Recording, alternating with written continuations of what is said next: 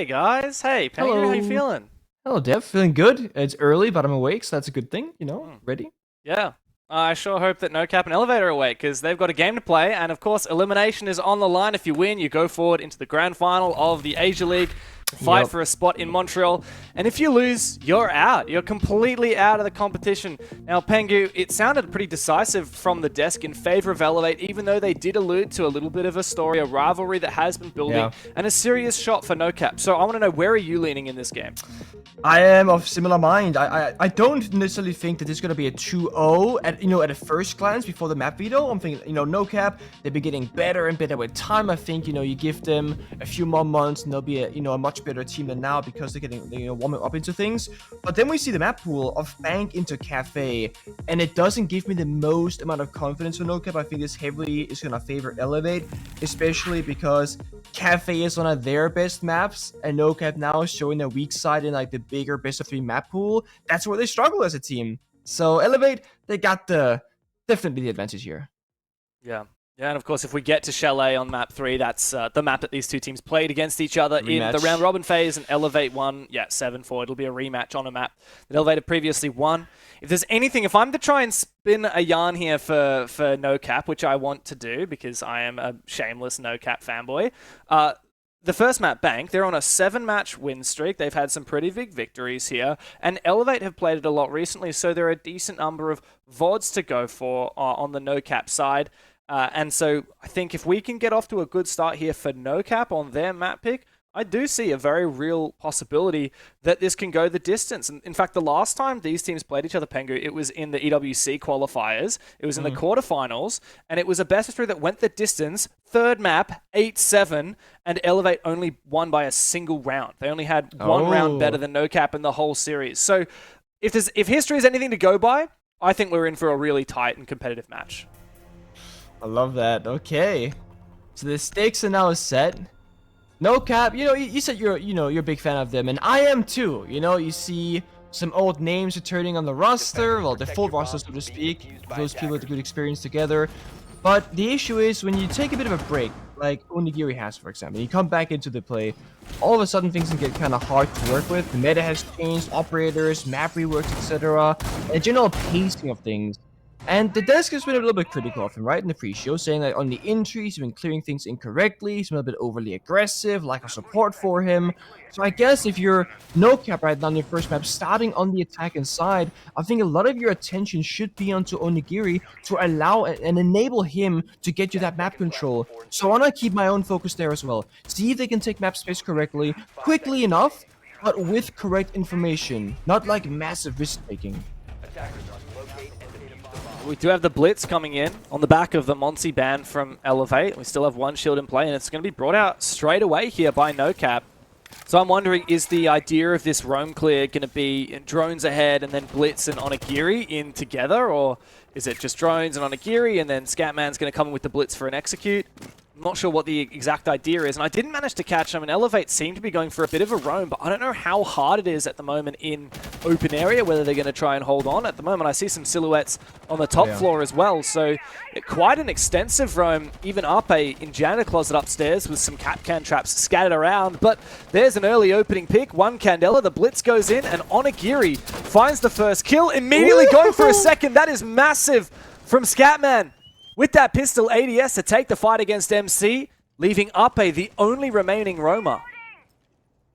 Abe's gotta go huge now. Can't just fall by the side. He knows this. Has to stick around to make at least one kill happen. But the thing is where Scatman on the Blitz can be absolutely vital for the attack. If you isolate Abe on the Capcan, he should be as good as dead. And look at this. He has 3 Capcan traps left in pocket still, not placed on any doors. That passive utility isn't even all that good. And there's the yellow ping. Scatman should know the Capcan's playing here.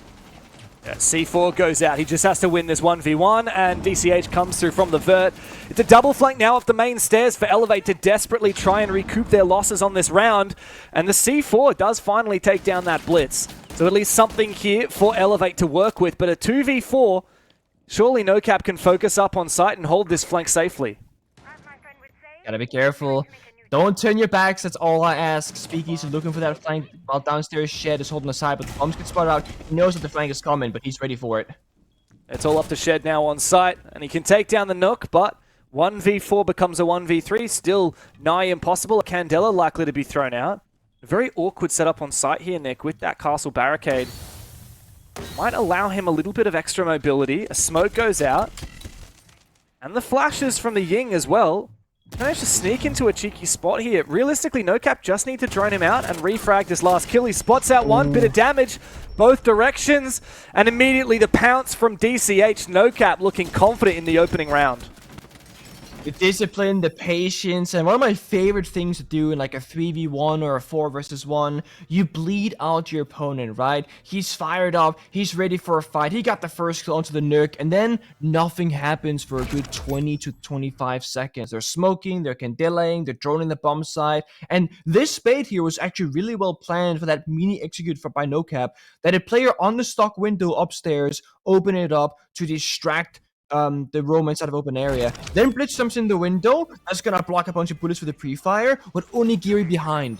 So that whole, invest into Onigiri to enable him to get you the map control and the kills. That's exactly what they did. Not in the usual way of drone work, but with other people working around him, kind of setting up the play ahead of time. And this is the strength of a good Blitz or Fuse player when the Monty is banned out. NOCAP, they were so quick to pick it up, that's all thanks to Scatman. No hesitation whatsoever, and found incredible value in that first round. NOCAP not really hinting at what their push was, right? Like you said, it's all on the back of that mini execute. There's no drones going out. If you're a defender, you're roaming or you're sitting in a position, you see a drone come out, you're like, okay, I'm about to get pushed. You get information. But if the attack is confident enough not to use those drones, then you're kind of blind as a defender. It's always about showing your cards when it best favors you. Because yeah, if you drone open area 5 times in a row, I'm pretty sure defenders are gonna go, guys, there's a lot of drones here. So if you kind of, strike at the right timings, you can catch them by surprise. And the thing about Elevate, that first defense, they were spread out very thin across the map, right? Top floor, first floor, and in the basement as well. You can't fight for the entirety of the map as a defending team. You have to choose your spots. So we see the drones now go out. Shoot one, fall back, shoot one, fall back. C4 downstairs, doesn't find anything. And look at the timer. That's only 45 seconds. NOCAP, they're grabbing full top floor control. And they're very quickly here forcing Elevate back towards the bomb site. This is really good pacing. Oh, he's stuck. Yeah, NOCAP have demanded respect based on how they went in that first round. However, a good flank here from, I believe, Speakeasy on the blue stairs. Managed to get the down and the finish thanks to his smoke babe. Onto Scatman, no more blitz. And still Mr. Punch failing to finally get that kill onto that Roma. With a player down, perhaps this is where NOCAP start to fumble. Daryl could be. They know exactly where Abe and Cap can. He's below self-destruction earlier. They have Ash charges left on Onigiri, so I feel like there would have been a chance for NOCAP to isolate at least one player. But their focus is elsewhere. They want open air control, and that's really good strategically, but you need everything. As long as Abe is alive on this Roman Tilla's archives, you can't quite go for anything, so he has to die first. Oh, he's dead. Okay, there we go. Great shot from Mr. Punch. That's gonna really simplify this round for NOCAP, because that big thorn in the side, it's now been removed. And therefore it becomes this 4 versus 4 on site. With already hatches opened by the defense, and the rest can be opened now by Mr. Punch and by Mark.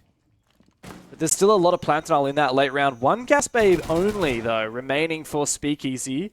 1 impact for MC, and of course the C4 is the most dangerous element of util still up for Elevate.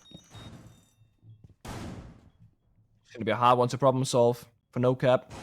But I mean, they gotta make a play off the back of DCH and the Ying.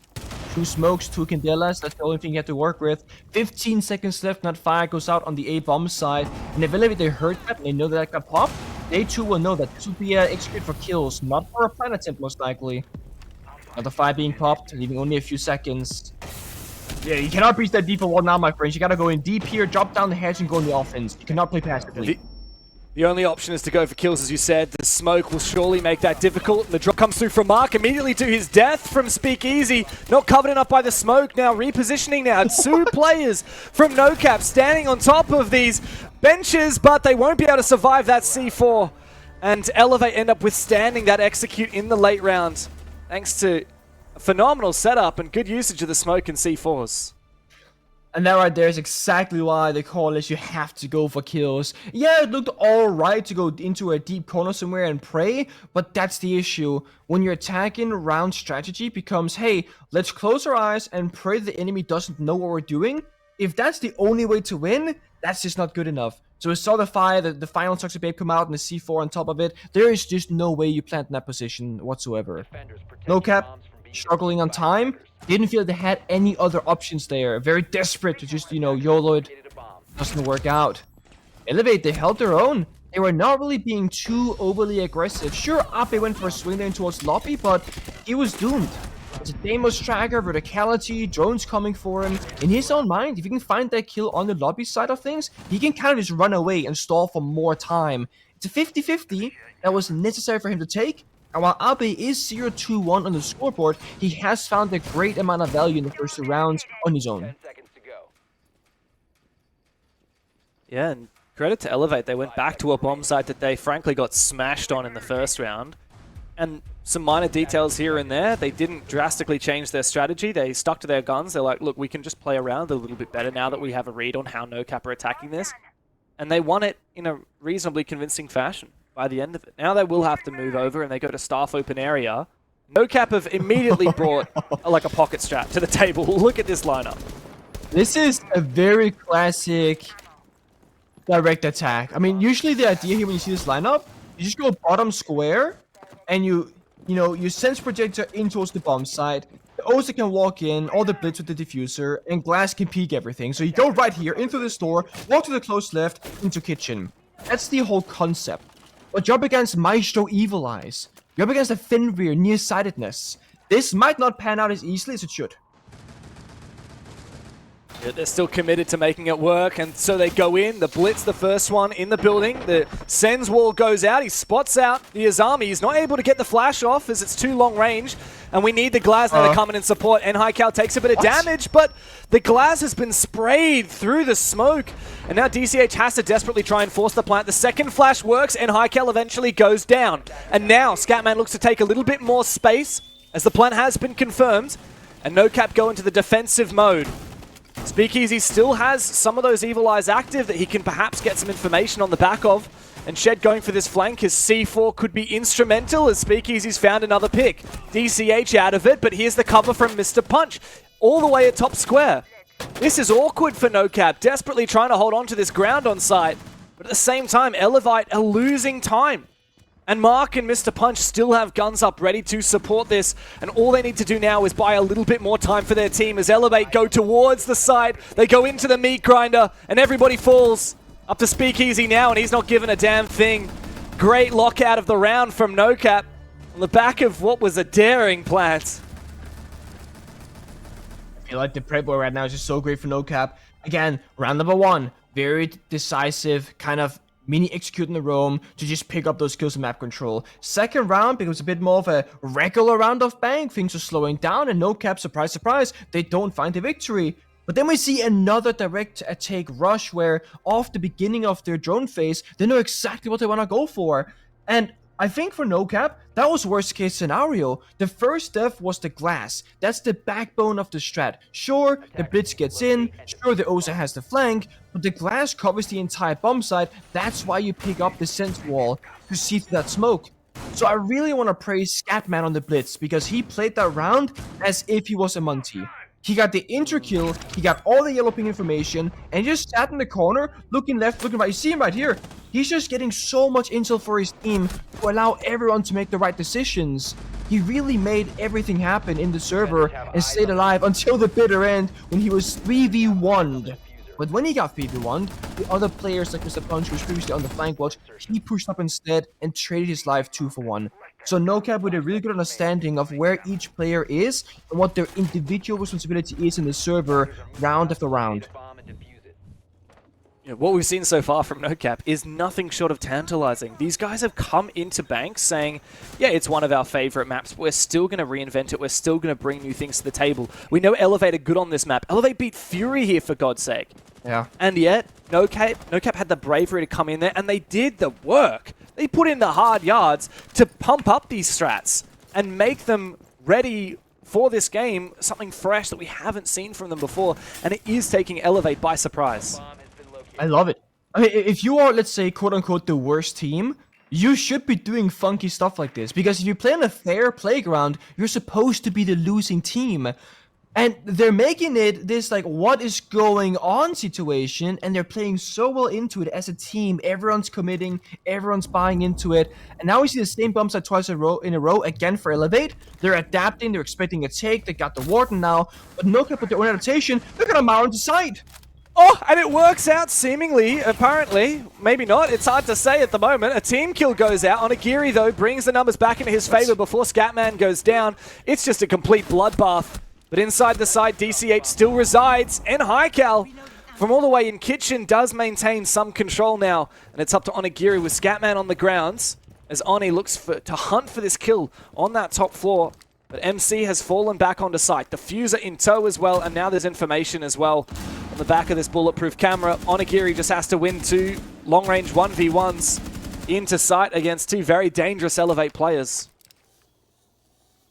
Elevate surely guys have a crossfire here. One person has a contact, second guy swings. And Hycal is stuck in the corner. Meanwhile, MC is being tracked down. You can wait this out if you Elevate. You don't gotta swing anything right now. There's only one tracker left, no grenades.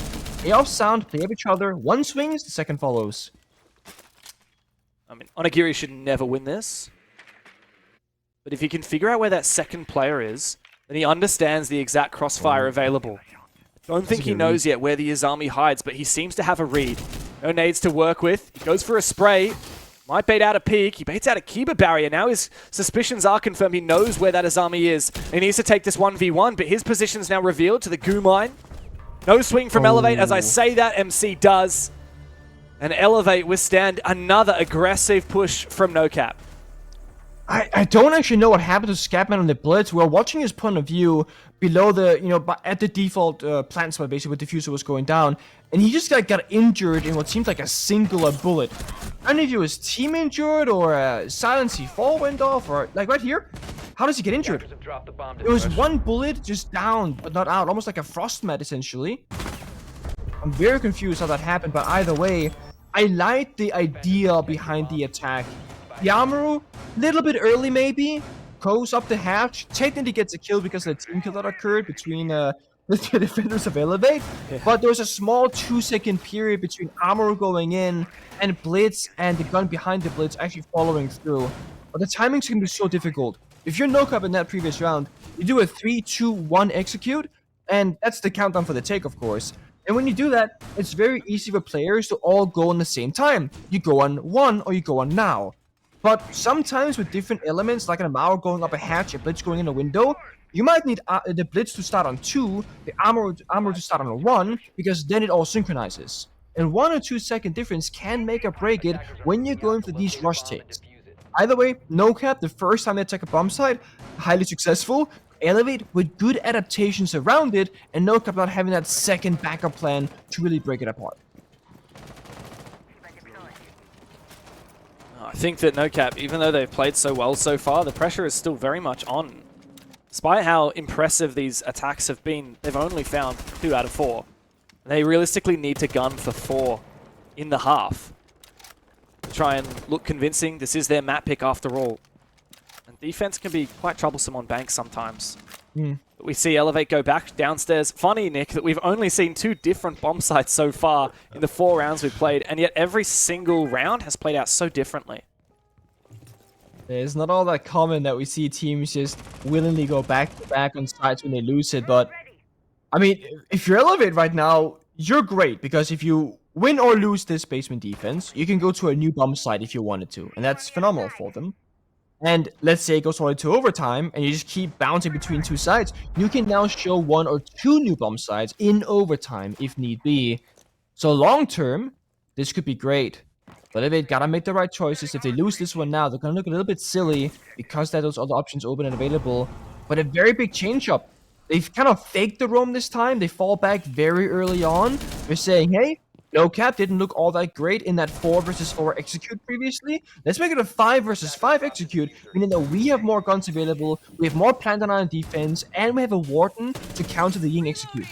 The one saving grace right now for NOCAP is they have the Blitz. They can really go deep with the Blitz operator and cause a bunch of chaos while the plan can maybe attempt to go down, and they can clear out server stairs right now. If they can just stall through this, take down MC on the smoke, that's going to be them buying themselves a bunch of time for later. I say the Blitz can just push through this upcoming smoke actually and speed things up.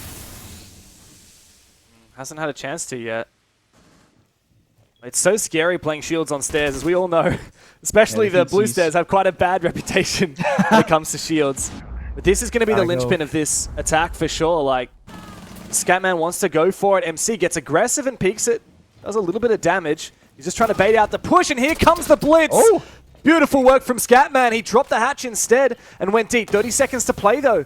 And there are still Vulcan canisters on site. This plant is going to be nigh impossible. The one thing I want to love to see here was a Twitch, right? Speed things up. Scatman's going for it. He's going to bring that chaos right now with 20 seconds left. Oh! But the C4 blind somehow kills the planter, and now the Blitz needing to get aggressive. Someone needs to reattempt this plant. Mr. Punch wants to go for it, but he doesn't have cover. Scatman needs to disrupt this, execute as much as possible. As Scatman goes deep, Mr. Punch finds one. And it's all on Elevate now to withstand and deny this plant. Going down again from Mr. Punch. DCH is down. Mr. Punch can't withstand it. Uppe's gone unbelievable on the sites. And Elevate retaking the 2v4. Huge play there. I don't know how Elevate are able to navigate that bomb site because there are so much happening. The Blitz, the Ying, the Smokes, the Plants, the C4s, the Goy 5 being popped as well in the midst of it. Absolute chaos. But there's one small thing, NOCAP, they don't communicate. Who's gonna hold the red hallway and who's gonna hold the garage hallway? They both look the same way, and Ape finds that gap, gets the impact confirmed, gets the second kill to follow up, and it 2v1 the final player who got down the diffuser.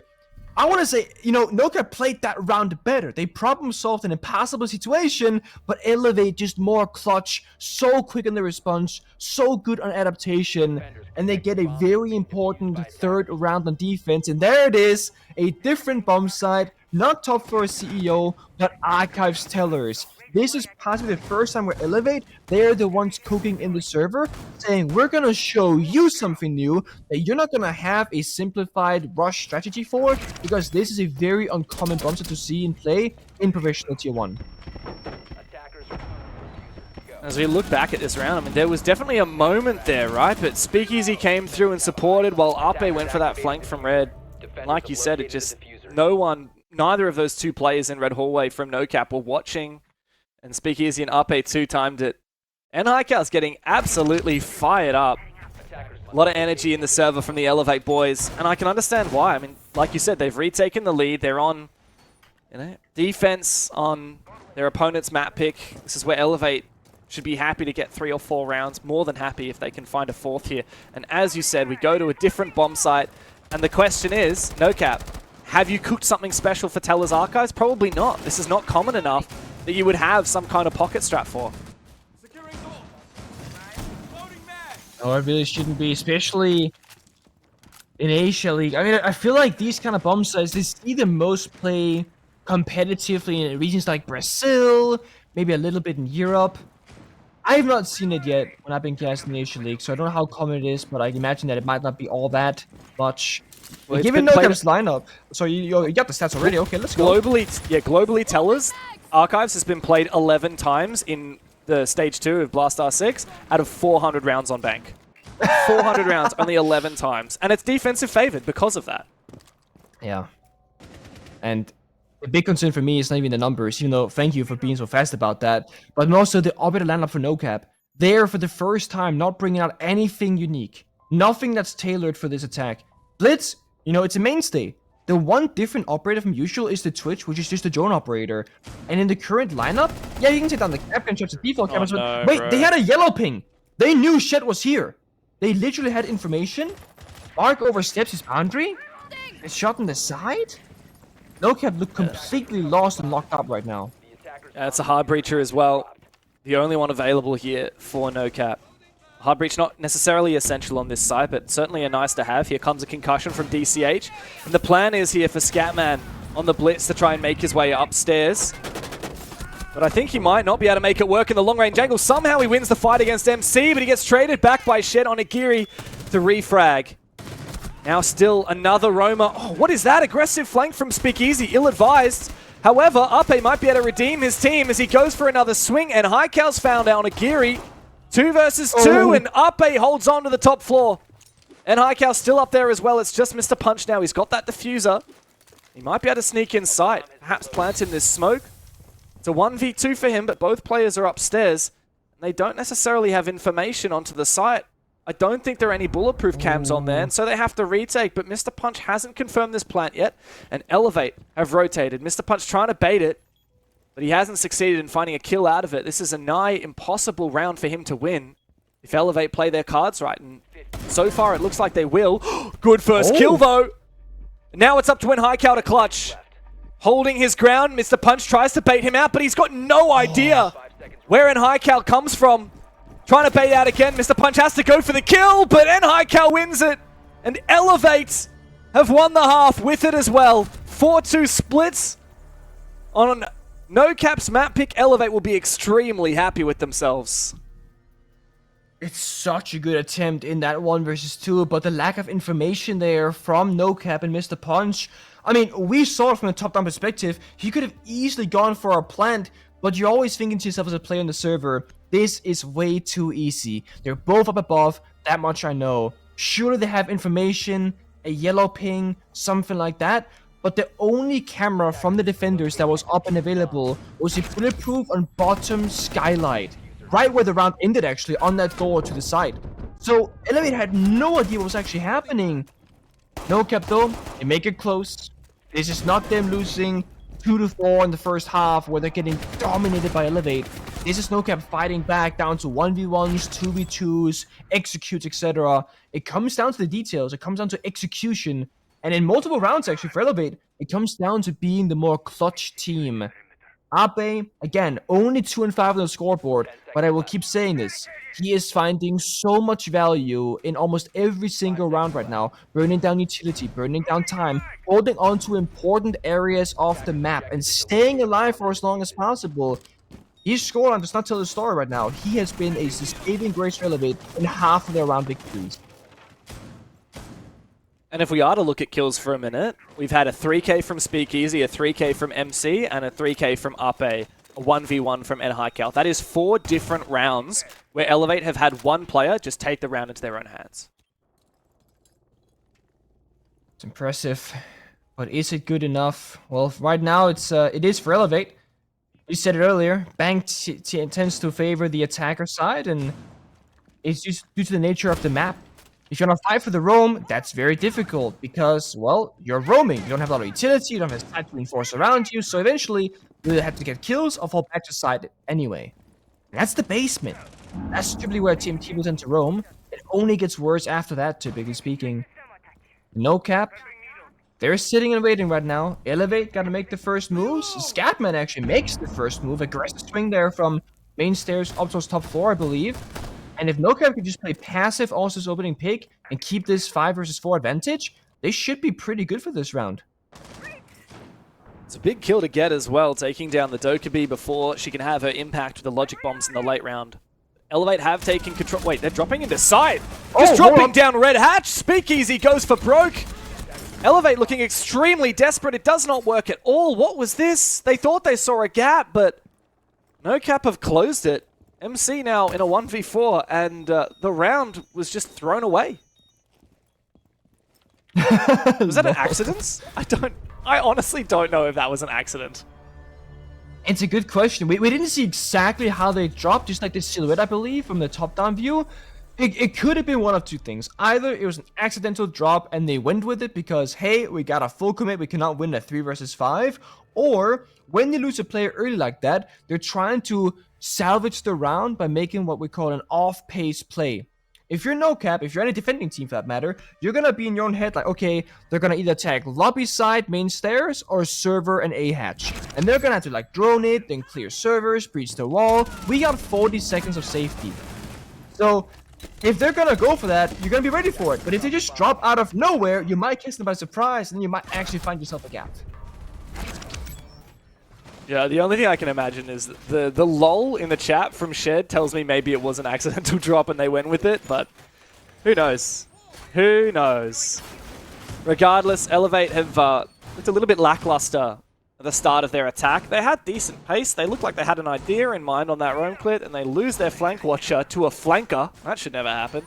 And then they just drop inside and die. So, NOCAP now going to the top floor next up. The first time in 8 rounds that we've actually seen CEO taken by a defensive side. Elevate avoid it like the plague. NOCAP have brought it. They brought that mirror as well, which I don't believe we've seen very much of as of yet either. Yeah, if I recall, it's always hard, right? Because I'm always thinking weapons, but there's a GUI being played multiple rounds. There were 2 rounds of mirror at the first half, but they weren't very influential, and it was just default basement stuff. I was gonna say, I believe we saw 1 mirror, but again, like it wasn't like a win condition or like any like big strategical thing. But it does kind of put a span in the works if you operator pick on the attacking side, because now we gotta bring the Kali or the Ash just to deal with the mirror windows. I like MC going for Kali here. You can be on the far outside repels, long line of sight, get claymores with window jump outs, and you get 4 lances. 2 of those can deal with both mirror windows, and the last 2 can deal with the castle barricades, for example, or bulletproof camera. So you get a lot more value playing Kali instead of Ash in this particular scenario. But it is a more difficult gun because it's a bolt action sniper. If you're cracked with it, hey, good for you. If you're not, it can be troublesome. Already pretty decent headway they made with the Roteros and the ex-Kairos from Hibana, clearing out the stock hallway position, which funnily enough, no one from NOCAP is contesting. Very unusual. Usually, you'd see a deployable shield and a Zami playing in that hallway or in stock itself, and that is a linchpin point of the defense, but not so this time around for NOCAP. Here we see the value. Lance goes out. I don't know if it missed the window. Actually, I'm not entirely certain, but either way, yeah. Oh, yeah, it did. Gotta hit it on the mirror window itself, not the soft part of the reinforced wall right next to it. So it can be a funky hitbox if you're trying to avoid getting shot on the rappel. But is developing. Box shotgun, surely. Oh! Yeah. Okay. Went for the spray instead of the shotgun. Probably a wise decision, as Scatman had managed to distance himself just a little bit. Yeah. And I'm not sure if the shotgun would have been a one-hit kill. Regardless, now we do have the buck in below. We do have the advantage for Elevate, and the mirror has been countered vertically, regardless of that Kali Lance missing earlier. The only issue for Elevate is they have no way to get inside the bomb site from these repels. No smokes, no OSA, no Ying, no Blitz. So either gotta force back the defenders far enough to allow those repels to be free. The block below can do that. Or they can just miss them. What is this? How got shot in the back. How does he survive that? Down to 40 HP on the one armor operator, but Up is going for a lurk. Up from lobby, and he finds his pick. Elevator found a few big ones, and with Mark still on the ground, it's all up to Mr. Punch in a 1 versus 4. Unlikely to find it. They seem to know where he is. An inkling, perhaps. That's a nice shot on the Speakeasy. Now the information has been confirmed, and he has to go for a retake. He does have a C4 to work with. What a shot there from Mr. Punch! A spray through the wall! Unfortunately for him, Elevate has confirmed that plant regardless. That C4 now wasted, ineffectual. It's a 1 versus 2. Mr. Punch has to try and stick this, but it should be denied. He tries to bait out MC. Unsuccessful as he tucks himself into the corner, but MC should be able to kill him here. Is there denial? He faked it! I thought he could have stuck that, but regardless, it was denied. And Elevate do hold on just a little bit longer here and establish their lead again. These rounds are close. I was gonna say, Elevate, they have 2 options. Either force back the defenders and go in with the rappel, or they gotta fight lobby stairs or up some staircase. They do both. And the thing is, NOCAP didn't have any information to act upon. They were looking in the complete wrong direction. They had no idea where that bomb site execute was gonna be coming from. And this also speaks to NOCAP's, I don't want to say inexperience, because technically the Rust and the players, they have a lot of experience in the past together, but right now, coming back together with this 5-man, it's a bit of a struggle sometimes. I don't think they had a full grasp on what the attack and lineup was actually. They had a Zero, they had a Kali, they had a Buck. None of those operators means, hey, we're gonna go for wall breaches, we're gonna go for window repels.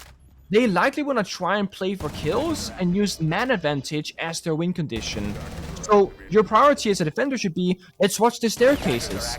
But instead they had 3 separate players watch the rappels, and despite that, they still make it into those windows. So very small issues here for NOCAP.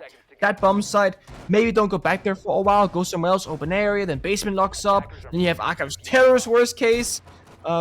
work the other sides here for NOCAP. Yeah, well, they are going to go to open area here. Elevate do look dangerous on their attack, though. Haven't brought anything crazy here. No Glaz, no Sens, no shields. Got that Dokkaebi, got the Deimos in. Meta operators sans the shields. And it looks like NOCAP wants to try and get maximum value out of this roam on the top floor. With 2 players up here at the moment, DCH just looking for somewhere safe to play as the Reteros go in. I like the way that they use the Flores, not just for destruction, but also for information. And that's a high-value keeper barrier to take down early. That is the keeper barrier. I mean, there's not one pocket of Mr. Punch. He'll regenerate another 1 or 2 as well later on, but still, this is burning down important utility as early as possible, so that when you get there later in the round, you'll be much more prepared for it. And it's also, oh my god, not again, the same wall? Different person gets the kill, this time on the attacking side. But Elevate are multitasking, they're doing side destruction while droning the entries, while getting the opening kill, and now taking further map control. Simon now targeted by Deimos. That's not the big priority right now, though. That's a side player. It's all about that roamer upstairs. Unless Elevate are going to change up the switch here and just hit the side here, main stairs in heaven, they're going to go for it. Oh, MC wants to, but the beepers go off, and so that will reveal his position. NOCAP can easily recompose. Don't overpeak here. Scatman, 1 HP. Needs to survive, especially with that C4 still in tow. Aggressive peek from Mr. Punch finds his. And Elevate, now we're a player down. Information denied thanks to that mute spraying down. But what a wall bang from Ape. It's now a 2v2 and the health advantage squarely on Elevate's side. Onigiri on a huge roam. And I don't think his position's been revealed yet. But if they listen out, yeah, they hear him above. They have an idea of where that player is. And now Scatman, 1 HP, is essentially in a 1 versus 2 on site. Make that phone call happen. I'll watch the flank right now. Oh my god, they're just so smart! When Nigiri didn't have to go for an aggressive flank there, Scatman in a 1v2 with 1 point of HP against the final Dokkaebi call. The Dokkaebi call goes out. I don't think anyone will have heard him as of yet. He doesn't answer his phone. And now the player close to him will have heard him. Ape confirms the kill. Elevate firing up. They get themselves onto map point. And they are looking incredibly solid here against NOCAP. It comes down to reading the game. Again, it's 2 versus 2. You don't have a lot of information on the defending side of NOCAP, sure. Or why make an aggressive flank down the main staircase when you don't have bottom main control, you don't have Archive control?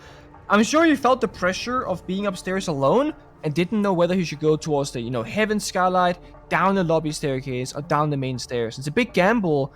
Scatman being 1 HP was probably asking for help as well. Oh, I'm 1 HP, I can't hold the bomb set. If they push me, I'm dead, yada, yada, yada.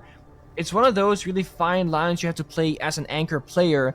Try and stay alive as long as possible, but also don't ask for help immediately. Because you're gonna force the roamers to play overly aggressive, and they might find themselves like right here in a really disadvantageous position because you yourself feel scared to hold the site. Attack timeout from NOCAP. But it comes in your down-facing match point. I hate when this happens because you do it now, you gotta win 3 rounds in a row. If you call this a round or 2 earlier and make those adaptations and have that, that talk, you have a bit of a parachute and bit of leeway to work with. Now it's backs against the wall, gotta be perfect. Do or die for NOCAP, especially because this is their map pick and Cafe should be Elevate favored. NOCAP have looked good in this match, we can't deny that. But Elevate so much more clutch in that first half, and here in that second half as well, to be honest, the same. Minor details, like Ape hearing that Onigiri was above him, and then just knowing immediately the read. Okay, I'm just going to watch main stairs. Make a hole in the wall with the DMR and just watch it. Eventually, Onigiri's going to swing. Like you said, a really tough choice for Onigiri on how to play that one, but it was read like a book. And now NOCAP, they're going to go back down to the basement. They've won this before, and they should be able to win it again. But Elevate, they've been cooking in this match on that attacking side, and so you can't put it past them. The one thing that's always been consistent is, they've been cooking, but they've been adapting so well. They see a site, they lose it, they change everything, then they become victorious. Last time they went for a basement attack, it was very roam clear oriented, not a lot of execute operators. Now they got Yin Capital Dokkaebi. Like, Elevate, they recognize, okay, NOCAP might be playing this passive. They're gonna play side. So we're gonna take site-destroying operators, so that when we get there in a 5v5 or a 4v4, we as an attacking team, we have the advantage. NOCAP, if they were to figure this out, would have to now aggress into Elevate's attack, try and take down one of those vital members. If you get one kill, except for the Thatcher, you take down a high-value target. So any one-for-one trade right now for defenders, highly worth it. Yeah, it doesn't seem like there's a lot of an aggressive contest here. Where are the roamers from NOCAP? Is there... Yeah, I'm not exactly sure exactly where the Vigil's roaming. He's just on the main stairs. I mean, all 5 players are technically in that basement. Scatman just on the staircase slightly above it. Very passive round from NOCAP. As you said, this is exactly playing into Elevate's lineup. Especially because when you have the Aruni, Mira, and then the Vigil Legion, you're playing both sides of the coin. You have half a roaming lineup and half a bomb site lineup. And having 2 halves does not make a whole because, you know, the Vigil's not going to do anything for the bomb site. Sure, you can't drone him with perfection, but look at Elevate. They know the map is clear.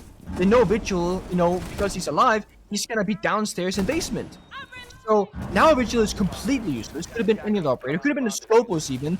Try and go for a flank later on if, you know, his copy shell goes misdroned. And timing. 1 minute 10.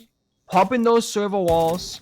The only real plant deny for NOCAP due to the upper lineup is 2 C4s. And in a 5v5, you have time and you have manpower to actually brute forces. You walk in, Dado C4, go again. This breach right here, though, if they can't fix this with the Hibana, that could be a problem. But there are 6 more Excaliburs in pocket of Speakeasy, so he'll fix that right up.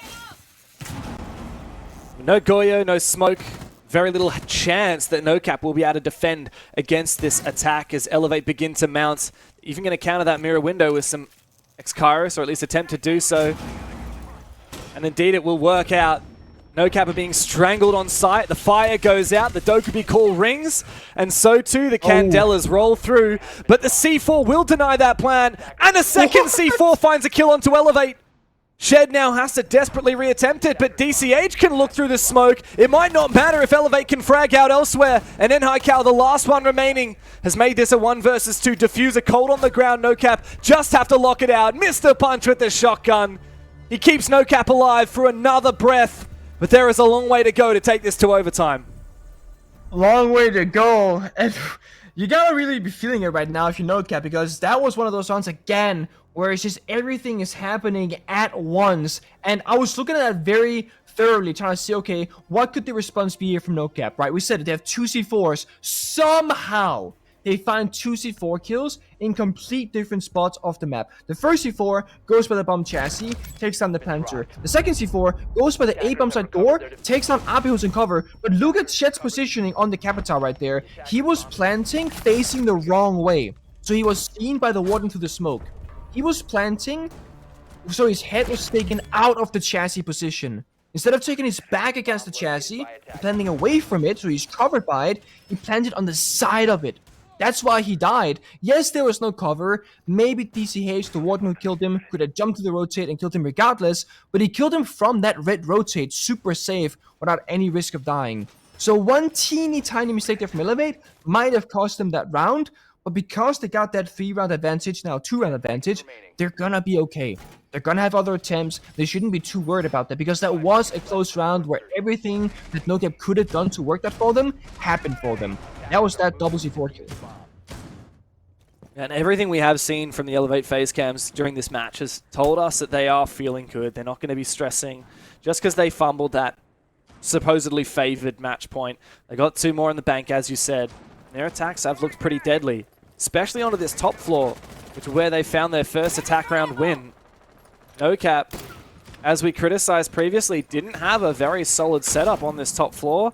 Now immediately castle barricades being taken apart. The Zero is going to get a lot of information. Elevate looking quite creative on the way that they attack this top floor bomb site. Love the Zero. One of the few maps where he sees... one of the few maps where he sees a bit of play are maps like Bank and Chalet. A lot of roams, a lot of flanks, a lot of staircase, and also a fair bit of YouTube you can deal with. Normally you take the Twitch or the Zero here to deny like Mute Jammer, Kai Claw, Bandit Battery on that 9 Decanto wall. That's not the case here for NOCAP. They don't have any wall-denying operators, but you still get really good intel with the zero camps themselves. In the first minute burnt. In Elevate, they're just rotating around. A little bit of pressure lobby, a little bit of pressure side repel, a little bit of pressure heaven, and we're seeing NOCAP constantly turning their heads saying, okay, where is this attack actually happening and where's it coming from? Well, they don't quite know. Scatman has gone on droned. You could have a huge flank here downstairs if Bug is going to go for Vert again. But it doesn't seem like Elevate's doing the exact same push that they did last time. They can usually just get information, and there's a big pick now. Scatman goes for his flank. There's no one in top square as of yet. This Vigil would be the perfect operator counter against these flank watch drones. Ooh. Against the Zero's camps. There's a player on the roof above him who spots him. And now Scatman is completely trapped. He needs to try and find a kill, but he's taken down by Speakeasy up above the skylight. Now Elevate in prime position in the 5v3. It's a struggle. When Mesa Punch dies so early on, Scatman felt the pressure more than ever to go for a flank too early, right? He was ahead of schedule, and Elevate are so good right now, being disciplined. They're on camps, they're watching their flanks, they're not making any gaps create themselves. They're closing the net now with a 2-man advantage, and when they're all ready for it, they can do a simple 3-2-1 execute and utilize their numbers advantage. Just go for broke. If they just trade each other out in this entry, it doesn't matter if it's not clean, because they got the numbers. In with the repel, MC lands a shot with the sniper. Mark and Onigiri both find some though, and another big one from Mark. Can he save this round? As it's brought back to the 2 versus 2. No plant opportunity in sight. No attackers with that diffuser. Onigiri is held firm. Traded back finally by NHiCal. But he has to fetch that diffuser and he has to find Mark. He doesn't seemingly have the info. And Mark is just going to wait. There's information fed to him by that bulletproof camera. And there's no time on the board. NOCAP keep treading water. And one more round is all they need to push OT. That is so risky. If they had information, if they had a hunch, you're proning behind that desk. Sure, you got the bulletproof camera, but you're prone. If you stand up, you'd be forced into a hipfire gunfight. It pays off. And again, the chaos that happens. I don't know how NOCAP are finding these round victories. Elevate, they got a kill in the entry for MC on the Kali. It was a 5 versus 2 when that execute happened in the server. And that should be enough. But Elevate actually spread themselves so thin that they didn't have that ability to trade themselves on the bomb side. MC went the repel solo, he died by vaulting the window. The player top elevator also died solo with no trade. Then you had 2 players push down his hallway, but Mark got a double kill. So all of a sudden, the only position that did have people that could help each other on the attacking side, well, they died first. Mistiming, missynchronization there for Elevate. I don't know if they can feel the pressure just yet. But I certainly think that it's slowly building right now, because if you're Elevate, you really want to, avoid that overtime. It should have been a clean-cut victory for them, and now not so much. We see the small bugs there, the Clash, Mark, hiding. That's NOCAP's secret weapon on open area. And I gotta be honest, it's not the best bomb set for Clash. A lot of verticality, a lot of self-destruction. Usually it's very roam-oriented, where Clash doesn't thrive. But if Elevate are not prepared or capable of dealing with a Clash, this could be the perfect surprise operator for this round. And we know when the Clash is the most impactful, and it's when the attacking team starts to stall and starts to stress. And yeah, I think that pressure has got to be mounting right now. There's so much stakes on this round, because if we go to OT, NOCAP get defense, and that will have been 8 rounds of defense, 1 to 4 rounds of attack on this map so far. Elevate have got to step it up right now, and it starts with this roam clear on the top floor. They got the Sophia. They have a counter operator. Not so common to see these days. Of course, Kali being brought out earlier as well. And if NOCAP just stall out the round like you mentioned, played nice and slow. No aggressive Scatman flanks, no Vigil play. He's in the mute this time around. That could be a win condition for them. But Elevator speeding up. Got top floor control, they're inside of lobby now, the net is closing in towards the bomb site, and this is kind of where Clash gets weaker and weaker. The site itself, not great for her, but time, that's the one saving grace. But this, the aggressive play from Scatman, again, we just spoke about it, you don't have to be the hero, that's why you got Mark. So now, not only do you lose your first gun, but because you're playing the Clash, you have one less already. This is effectively a 3 versus 5 because Clash shouldn't have the gun up and ready for a fight, but rather just playing intel off the gadget. And Elevate have figured this out now. They've spotted that clash. They know exactly what they're in for on the site. They can save the one remaining concussion from Shed for that position. DCH is the only roamer. He's downstairs. He has to move through barbed wire to try and get back into a position where he can activate. MC bringing out his second E1D, spotting that clash, throwing a nade his way. Elevate haven't yet telegraphed where they want to execute, as most of these attackers seem to shake up around that open area position, looking to push in from admin. Here comes the execute. It's massive from Ape. The trade comes through though, and NOCAP have recomposed, but not if N-Highcal can keep up his momentum. MC's got to win his fight, and he does. All up to the clash against the world, and he cannot stand up. Elevate have taken down NOCAP on the first map in this BO3 and are in prime position to take the series. When the Clash is last alive, you know it's not a good time. I appreciate NOCAP trying to go for these funky things. On attack, it worked out really well, but on defense, it felt like they were kind of running out of options.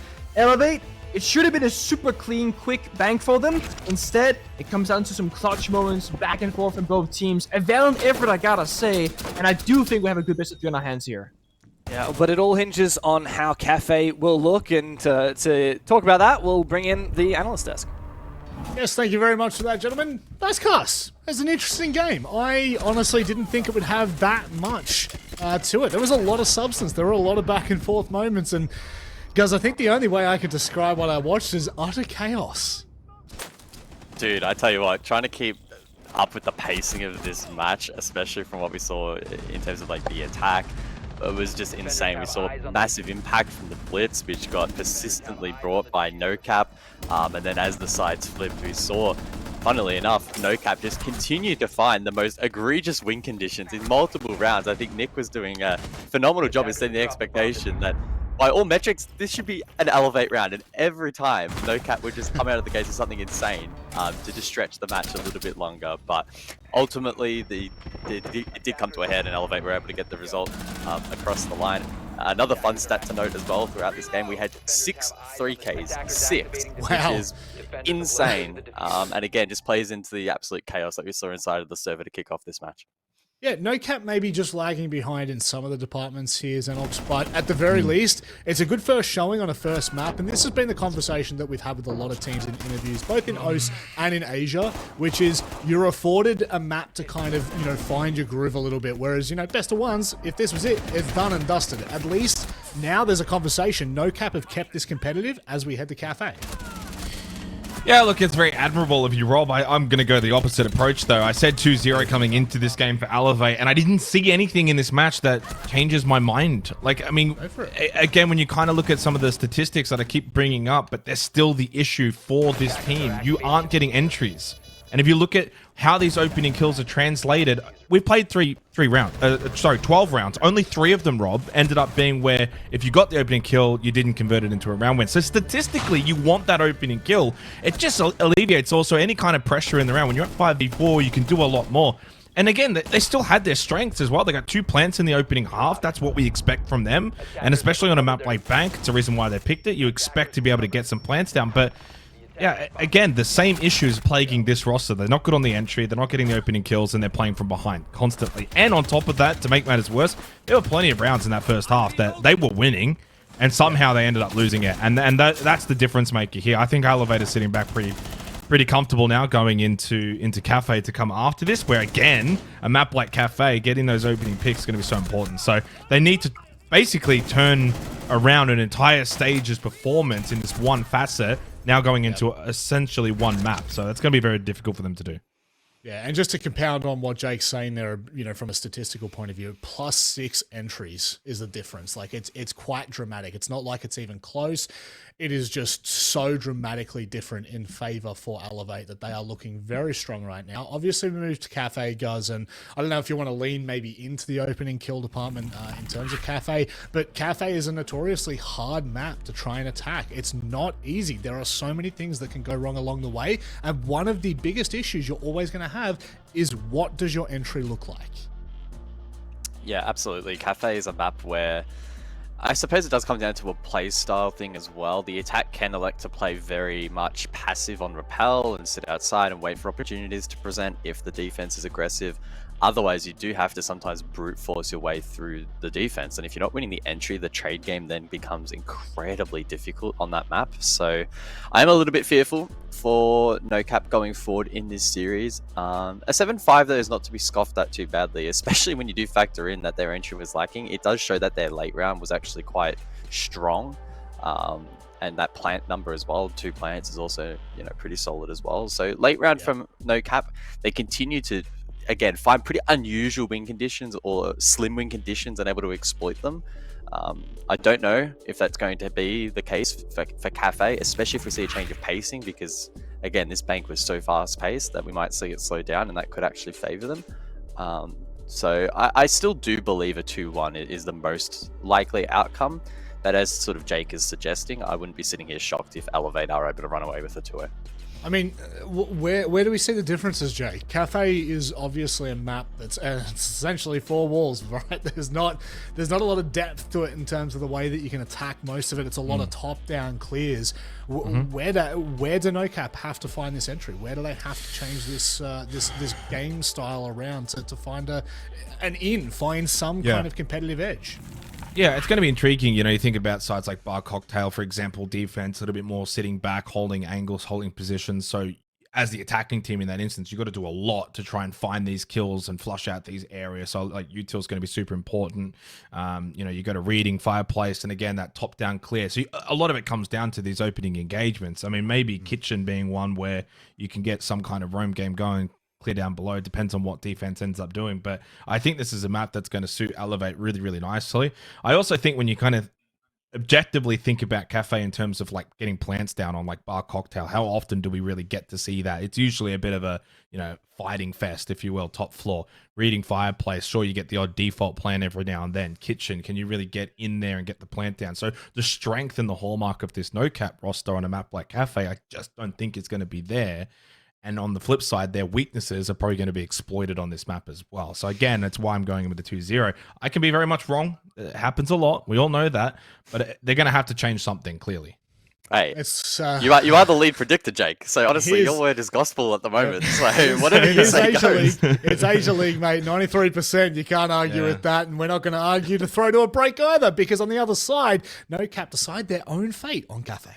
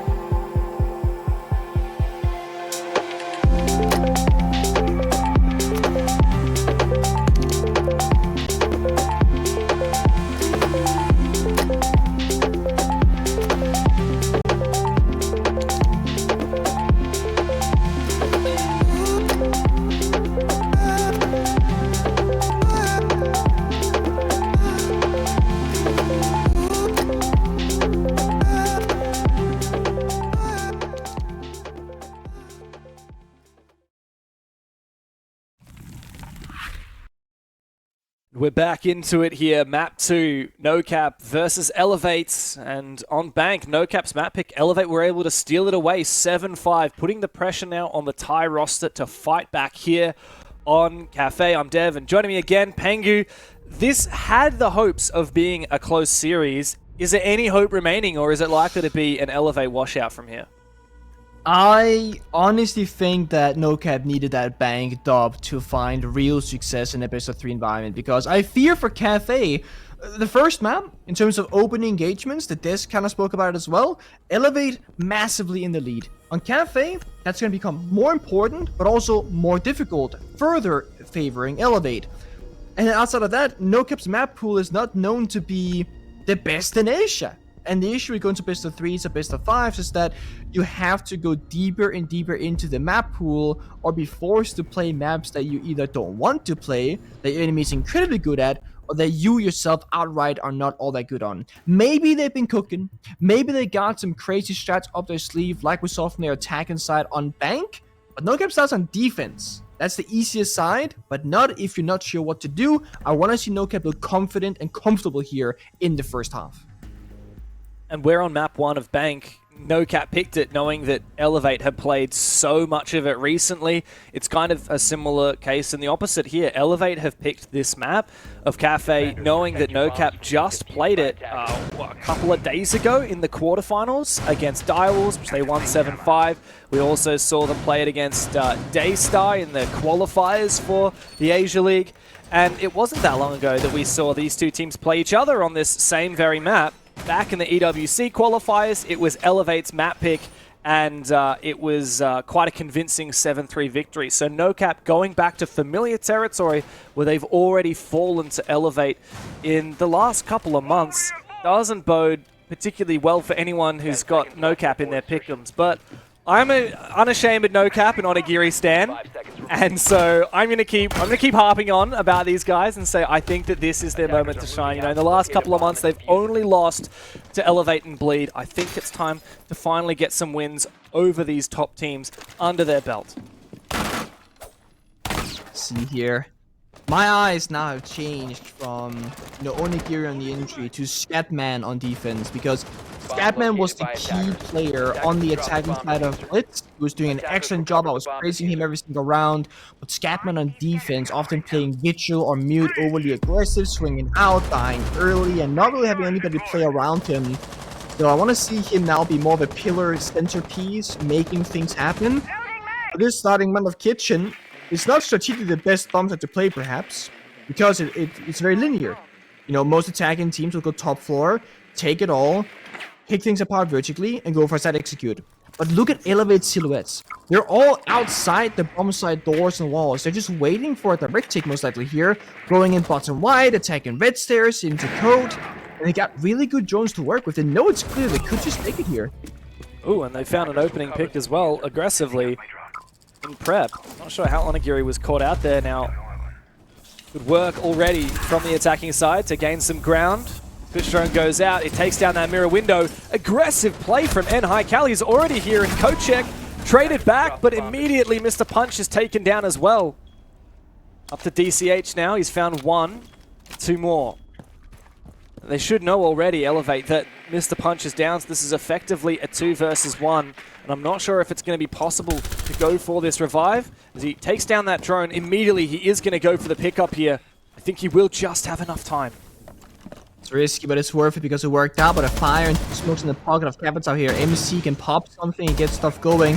Yokai gets fired out. The swing through it. No swing actually. NOCAP being scared.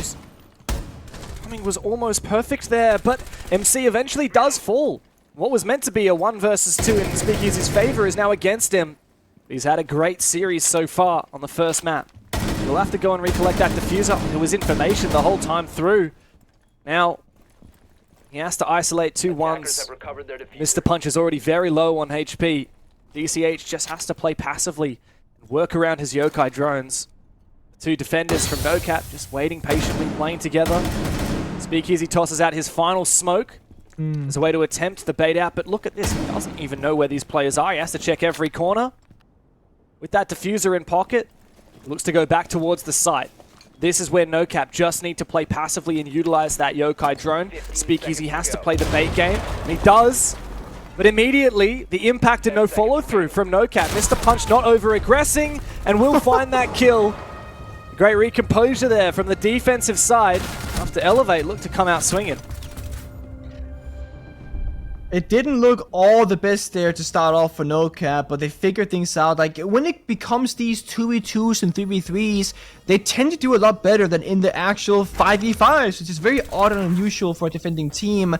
I gotta give a bit of criticism here to MC. He was capital in a great position in 2v2, 1 fire, 2 smokes, pushes aggressively in the hallway.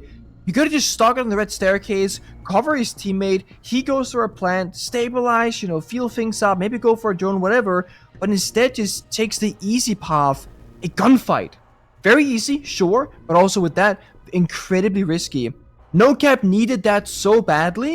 You know, they had so many, you know, very close rounds on Bank. It would have been a mental tilter to lose out in another 2v2 situation. So great start for them, but Elevate very much the team in the driving force and taking control in that first round.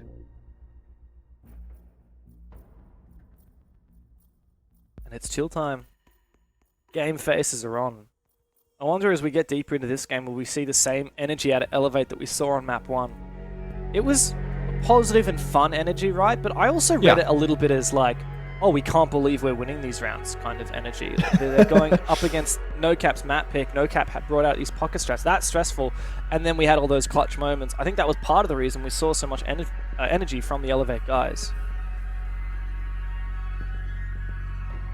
I'm gonna imagine that it's gonna be a similar chaotic map of Cafe as it was on Bank, though. It seems to be how these two teams they get down the server. And we spoke about this between the maps, actually. You and I teams were both huge fans of funky siege, chaotic siege, where things are happening outside the norm. Bank delivered on that front. Like, there's no arguing about that. Yeah. Oh, very true. Well, the tech pause surely won't take very much longer. Apparently, we're just getting a player back into the server. Bit of laughter on both sides. I don't know, you're not meant to talk during these tech pauses, so I guess they're just chilling. It is pretty nice being able to see on the face cams most of these Elevate players right next to each other. I'm not sure if all of them are in the same area. It doesn't look like they all are, but I can see Shed and Speakeasy are sitting next to each other. I think Ape and Inhaikel looks like they're in a different spot, and then yeah. It's the same door in the background for MC, no, as the other guys, like the sliding door? Yeah, it does. It does look like the same door in MC and Shed's background and Speakeasy's background. Yeah. So, assuming 3 out of 5 players in the same spot, that's pretty sweet. Fist bumps, yeah, there we see 3 fist bumps, yeah. I love that. Very nice. It's cool being able to see the reflection in the back of Speakeasy's camera, thanks to the glass panel. Back in the day, these guys had their team house. It's a shame that they haven't since going Auglers. Back when they were Elevate, they had this team house in Thailand. We always used to see the really scary clown in the background. I'm not sure if you ever saw that, Pengu. There was this clown artwork, like mural on the back wall. They would play like 5 of them sitting in a line, like you do at LAN. And so all of the cameras just had this terrifying, like the McDonald's clown. I forget what his name is. And yeah, it was just absolutely creepy. But it's a shame because when they went and got picked up by Jalita, they managed to get that same team house, and now they're Auglers. Sadly, they don't have it. Ronald McDonald, that's the name. I thought that was the name, but I was like, it can't be You don't that wanna get it simple, wrong? because then you would know. Yeah, I don't want to get it wrong. You overestimate me. 10 seconds left. You know, my toxic masculinity trait is that when I bike home late at night from the gym, I always imagine, what if there's like one of those like killer clown pranks in like the dark on my way home, and like, because I live in the middle of nowhere, so it's just like forest and fields, right? I'm like, would I just beat him up? Would I run? Would I scream? And in my head, I would win that fight, you know? Hell yeah. But if it ever happened, oh dude, I would scream and run out of there. No chance. Oh mate, I would pay good money to see that happen. I'm afraid of clowns. Like, there's a game that I played when I was younger. I don't know if I can just like spam other games' names in this podcast, but I played a different game. It's like a co-op against zombies kind of thing, like a lift or something, you know? And there's a clown level. Yeah, terrifying. Yep. Oh, I know it. I'm picking up what you're putting down, and that's I like scary. that. Well, It's could be a similar situation for NOCAP though. Could be scary if things don't keep going their way. They lost the first map on Bank. And, you know, I think everyone is like, you know, they need a Bank to get it up here, but it's been a decent start with that first round victory. Yes, Elevate they're in control. Yes, Elevate got the opening picks and whatnot, but NOCAP, they're always fighting back, never quite giving up. And I love that for them. It does show their experience of the past. The nuke now from Ape, very uncommon operator on Cafe. And the pulse scanner is a big counter if you're in the right position. Curious. The angle is for him. yeah, I don't know what his idea is. He's trying to sneak on forward, but it's not ideal. I mean, he'll be walking into a crossfire, down goes a nade, on a gear he finds his pick. Not sure exactly what the plan was here for Elevate, but they are slowly and surely fumbling this attack desperately now. Ape will start to make his way forward. There's no rotate for him to work with. The flashes go in. Hasn't found anything yet. Every single kill goes the way of NOCAP, except finally Ape finds one and confirms a second. So perhaps it is redeemable. It's just him and Shed left, who's already low HP, inching towards that site. He needs to win his fight, but the shotty comes out for Mr. Punch. And I think that Ape is, well, not long for this world. Scatman finishes him off. Round is done and dusted, and a pretty straightforward one for NOCAP. Very easy for NOCAP, almost gifted. I mean, I'm not sure what Elevate are trying to accomplish. The nuke conceptually is a great operator, but you walk up the red staircase, you walk into the white hallway, and sure, technically speaking, Ape gets to kill. A kill and a confirm, but any operator could have made that play. And outside of that single element going well for them, everything else did not. It completely fell apart, dying to C4 from below, losing on the opening duels, not getting adequate map control, the bombs have whatsoever. NOCAP, if they can build a significant round lead and a lot of confidence here, that could really set them up for success on the attacking side, because we have to talk about a side swap. Yes, there's many rounds until we see NOCAP on the attack. There's 4 to go. However, that will determine what's going to happen here. NOCAP could go 6-0 on defense, and then we still see overtime. Cafe is just one of those maps where if you don't have a really good idea to how you want to attack the map, and you understand the theory of Cafe, you're just going to be stuck outside on window repels, stuck when you drop down the red hats, for example, and you can't quite find a foothold. That's the big thing. You need to get your first foothold and work from there. Elevate in the first round, they did it. In that second one, they were unable to find it. Which doesn't bode well, because that bomb site of reading is the most similar to the top floor and the mining bomb site compared to that kitchen one that we saw Elevate actually have a bit of a read on. So Elevate needs to be confident in attacking this top floor and taking control and executing, converting that control down below in order to have a look in this matchup. But of course, it's always going to be challenging on your map pick, starting on the attacking side. It's quite a stark difference, though, between the way that NOCAP started on their attack in the first map and how Elevate have started it here. I mean, NOCAP were all pocket strats and these little executes. Elevate have just been very slow and lackluster. Now we're seeing a Kali being brought up, but there's no wall deny, no mirror windows. Mirror is even banned by NOCAP themselves in the defense. I'm not sure what the angle is, but there are these long lines of sights. So if you have a Kali sniper, of course, you could be in a good spot for a kill. But this is what the foothold that I speak about. Attackers are stuck outside the building until they find that first foothold. That's typically cigar or piano. But getting in, very difficult. But likewise for defenders, once attackers gain that control, it's impossible to get it back. Mark is good for one, they'll play in this pixel position. And there's no way to clear him. No Capital, only a single nade left for Finga. He should be good to stay here for a good while. NOCAP in full control so far. For how many years has Cafe been linchpinned around this pixel position for such a long time? The damage there onto Up, I don't know exactly what was going on there. NOCAP still holding on to that pivotal position in piano as Elevate desperately try and make their way forward. This is very awkward for poor Ape. With this LMG, he's just waiting for somebody to peek him, but he's not been given an opportunity yet. You can see a line in the map. Attackers, they somewhat have... the shot! What? He got him? He What? one-tapped Mark just before he died. At least there was a trade there for Scatman. But still, Elevate are fighting from a numbers deficit. Speakeasy brings it back. Oh. Massive double from Speakeasy. He's been the shining light for Elevate in this series so far.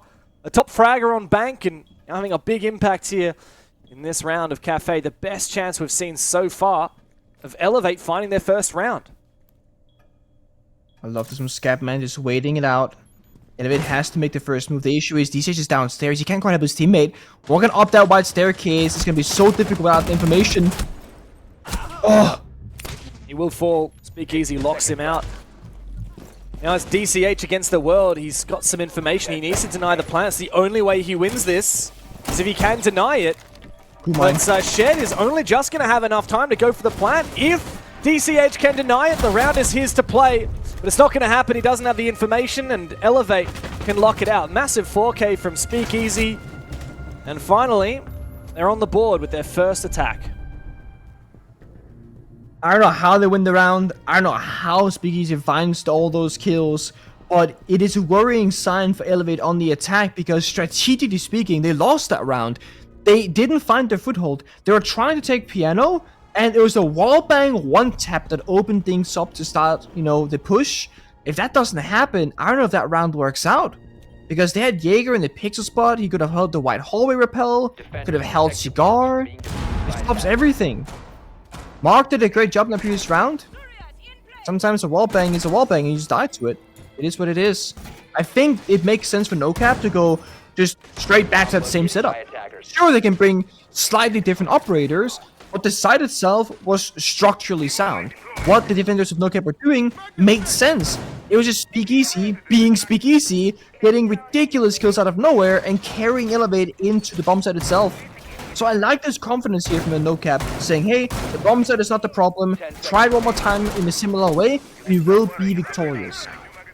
That's exactly what we saw from Elevate on Bank, right? I think the first round they played basement and they lost it on defense, and then they repicked it and then they won it, and then they went staff from open area, they lost it, and then they repicked it and then they won it.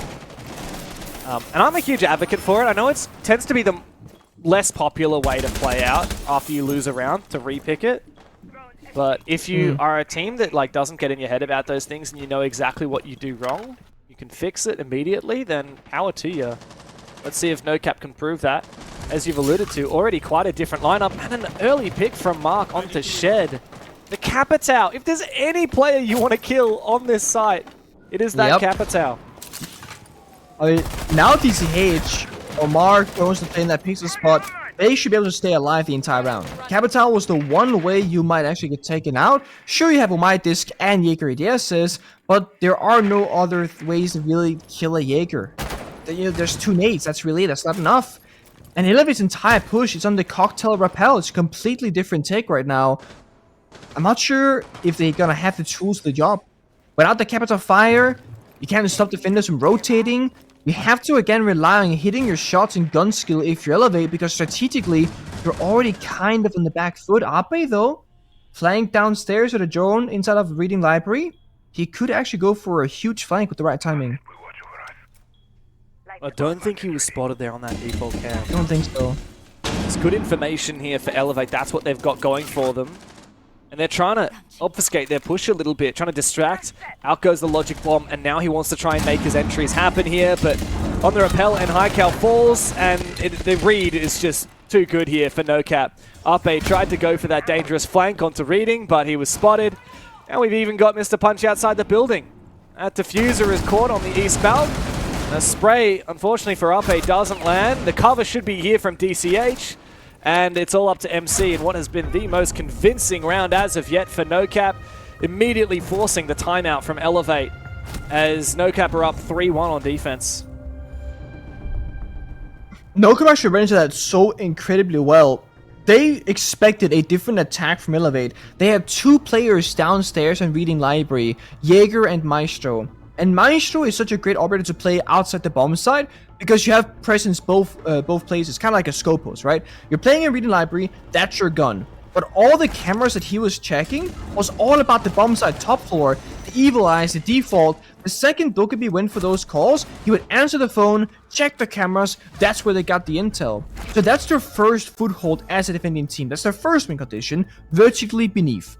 The second win condition is stacking Jaeger ADSs with Vomai Disc in the pixel spot of Piano, and then they can hold that too. So whether they get attacked from the front of the bomb site or the back end of the site, they are ready for both situations, plus they got the opening pick from Mark with an aggressive peek on Piano windows.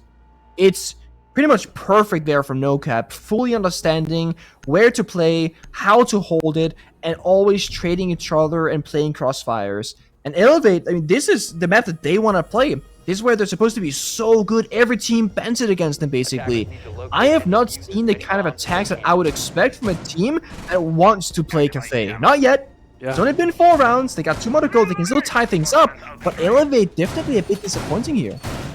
In the last 15 vetoes, Elevate have only banned this map once, and it was against Hasib Warriors, so I guess they were trying to hide it and they didn't want to play it and just preferred Consulate instead anyway. So Elevate love this map, at least on paper, but now they're down and they know how serious the situation is, so they've taken their tactical timeout. What have they needed to say in that moment? Really something cooking with the Glaz Sens and the Blitz being brought out. 5 seconds left. I mean, this is a NOCAP strat, right? This is what they were doing, and bang to Elevate, and you know, I'm not saying copycats, but getting a little bit of motivation or some Inspo maybe. inspiration, yeah. It's a good thing. The question is, can they execute it correctly? Because MC on Glass who's 0-4 so far. Oh, look at this, the jump out! Been discovered. Wow. That is Well, daring. Funnily enough, could be worse. Yeah, I mean, the one operator he killed is probably the least important operator to the push, the Thatcher.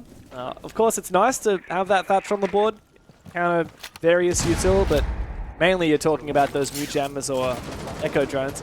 I probably would have rather killed any one of these other operators. Yeah.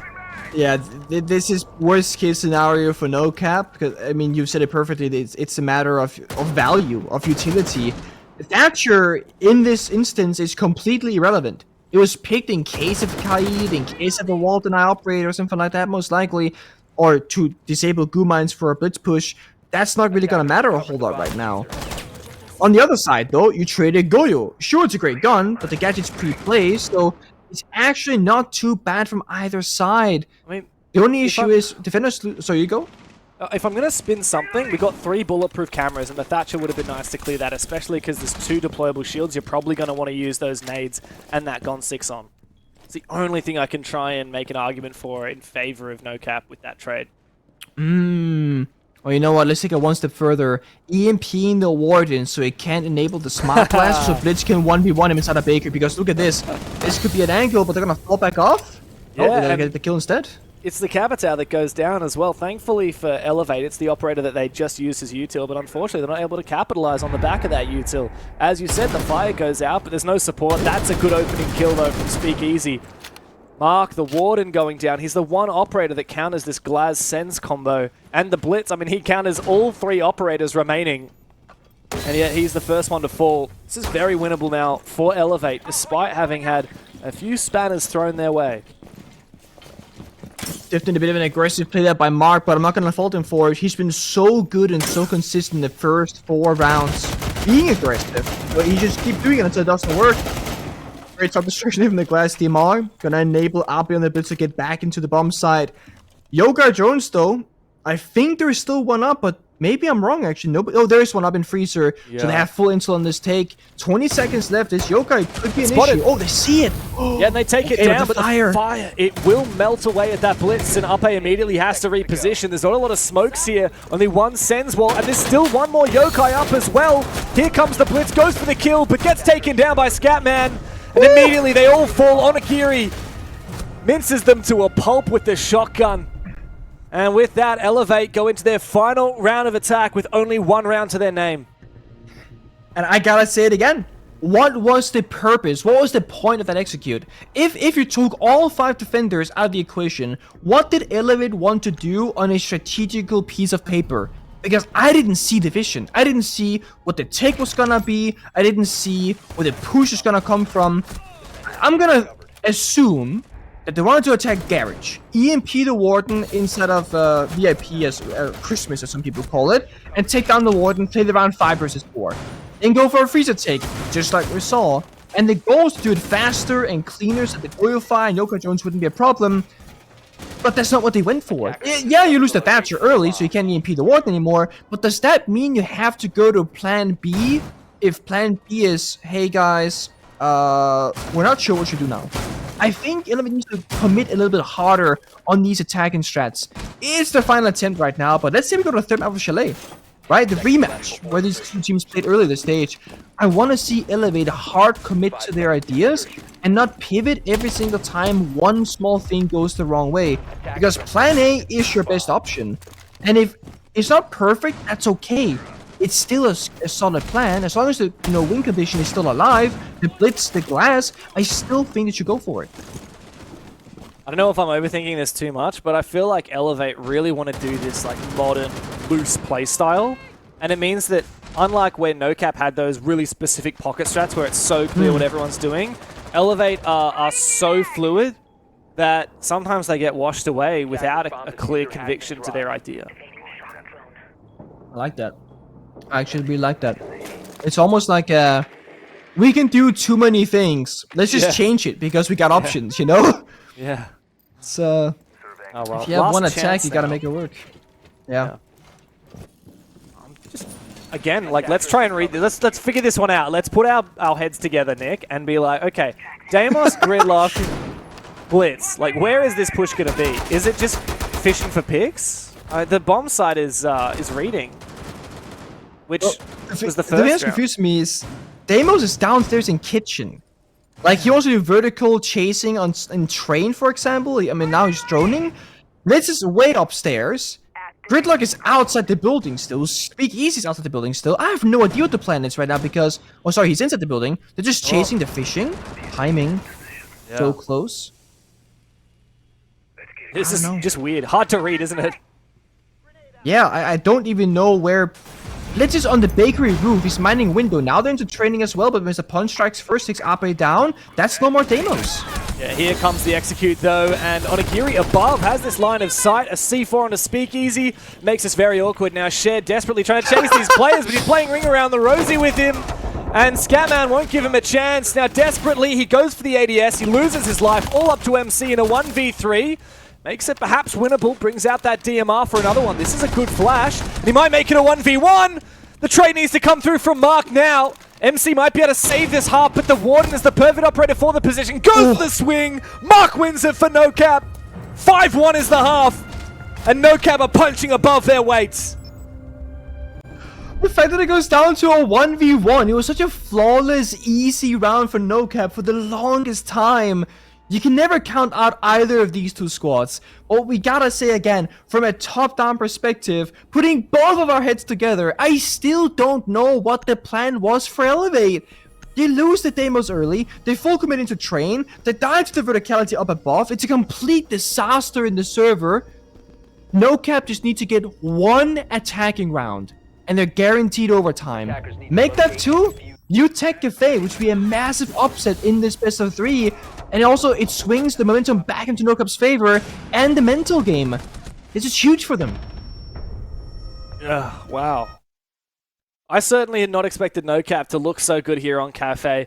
All the numbers, everything we looked at made me think, okay, if I'm going to be optimistic for NOCAP, this is a trade of maps. And NOCAP wins on their pick of Bank, Elevate wins on their pick of Cafe. We go to Chalet, and it's pretty close to a 50-50, maybe a 60-40 in favor of Elevate. And then Elevate stormed away and ripped out the rug from underneath NOCAP, winning Bank.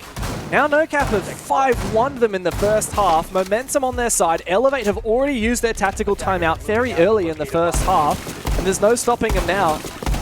NOCAP have a massive chance here. And like you said, we go to Chalet with NOCAP winning this, 7-2, something of that scoreline, then I'd be terrified for Elevate.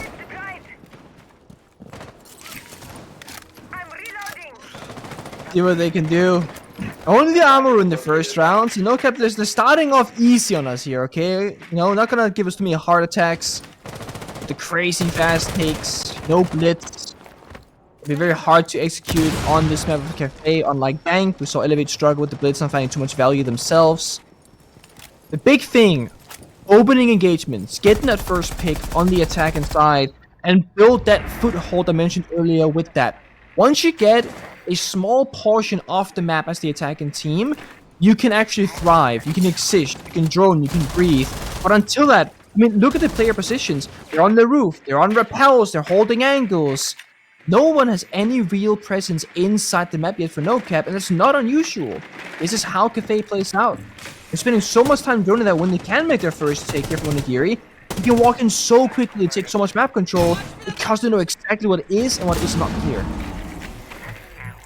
Once Onigiri gets some confidence, you certainly don't want to be fighting him. However, there's been a very aggressive play here from Ape underneath the skylight. He hasn't been droned, and Onigiri has absolutely no clue. The flashes he manages to dodge. You should get a freebie here onto Onigiri, and that may be the undoing here of NOCAP. The trade eventually comes through as Ape tries to escape. Scatman brings the numbers back into NOCAP's favor, but he cannot survive in his position. Hunted down and finished off. Elevate now look to re-aggress. Not sure where Mr. Punch has managed to get to up on the new balcony. 2 HP on that Amaru. Does NOCAP have to recompose, try and utilize the advantage that they have gained in taking that top floor? It's a very unfortunate missed drone there from NOCAP. I think that take was great. The flashbangs, the push in, the map control, but Ape, just like on Bank, he finds himself in such vital positions in the middle of the round. Usually good for at least one, then gets traded back, but that's fine. He's done his job. Now it's the 3 core here of Elevate that got us, clutch up instead, and it's against a low health Mr. Punch, who's the top fragger so far for NOCAP. 35 seconds left. Little to no intel on the attack and slide. Just gotta go for broke. DCH finds his. Now it's up to MC and Speakeasy. Oh, the spot though. They know where one of them is. However, it's all up to DCH now. No flashes, one nade to work with. The M4 though is a dangerous weapon. Out goes that nade. Doesn't have that diffuser either, and he doesn't have much time to play with. These two players are extremely separated, and they try and maintain this very long crossfire. This is well played by Elevate.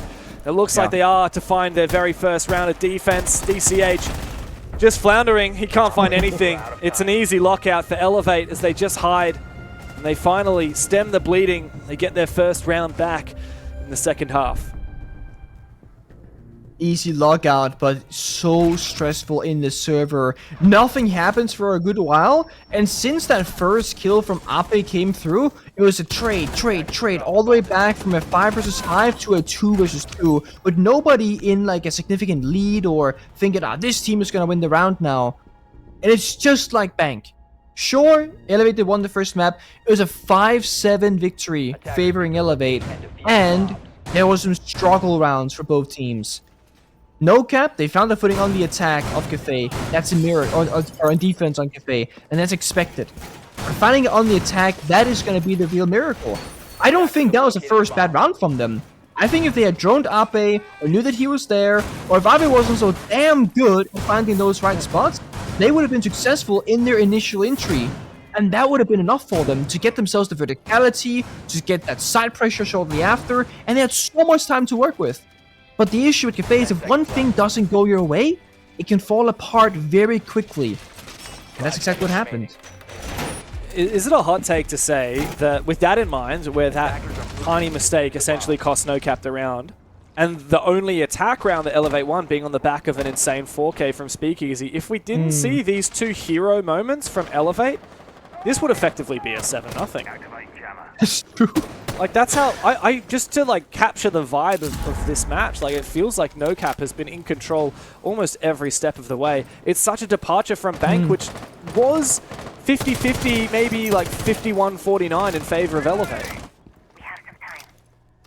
You're absolutely right. When you look at the round count, you see one thing. When you remember what exactly happened in each individual round, it's a bit of a different story. This could have very well been a 7-0 for NOCAP. Sometimes it's the team that makes the dream, and sometimes it's individual players just having incredible performances.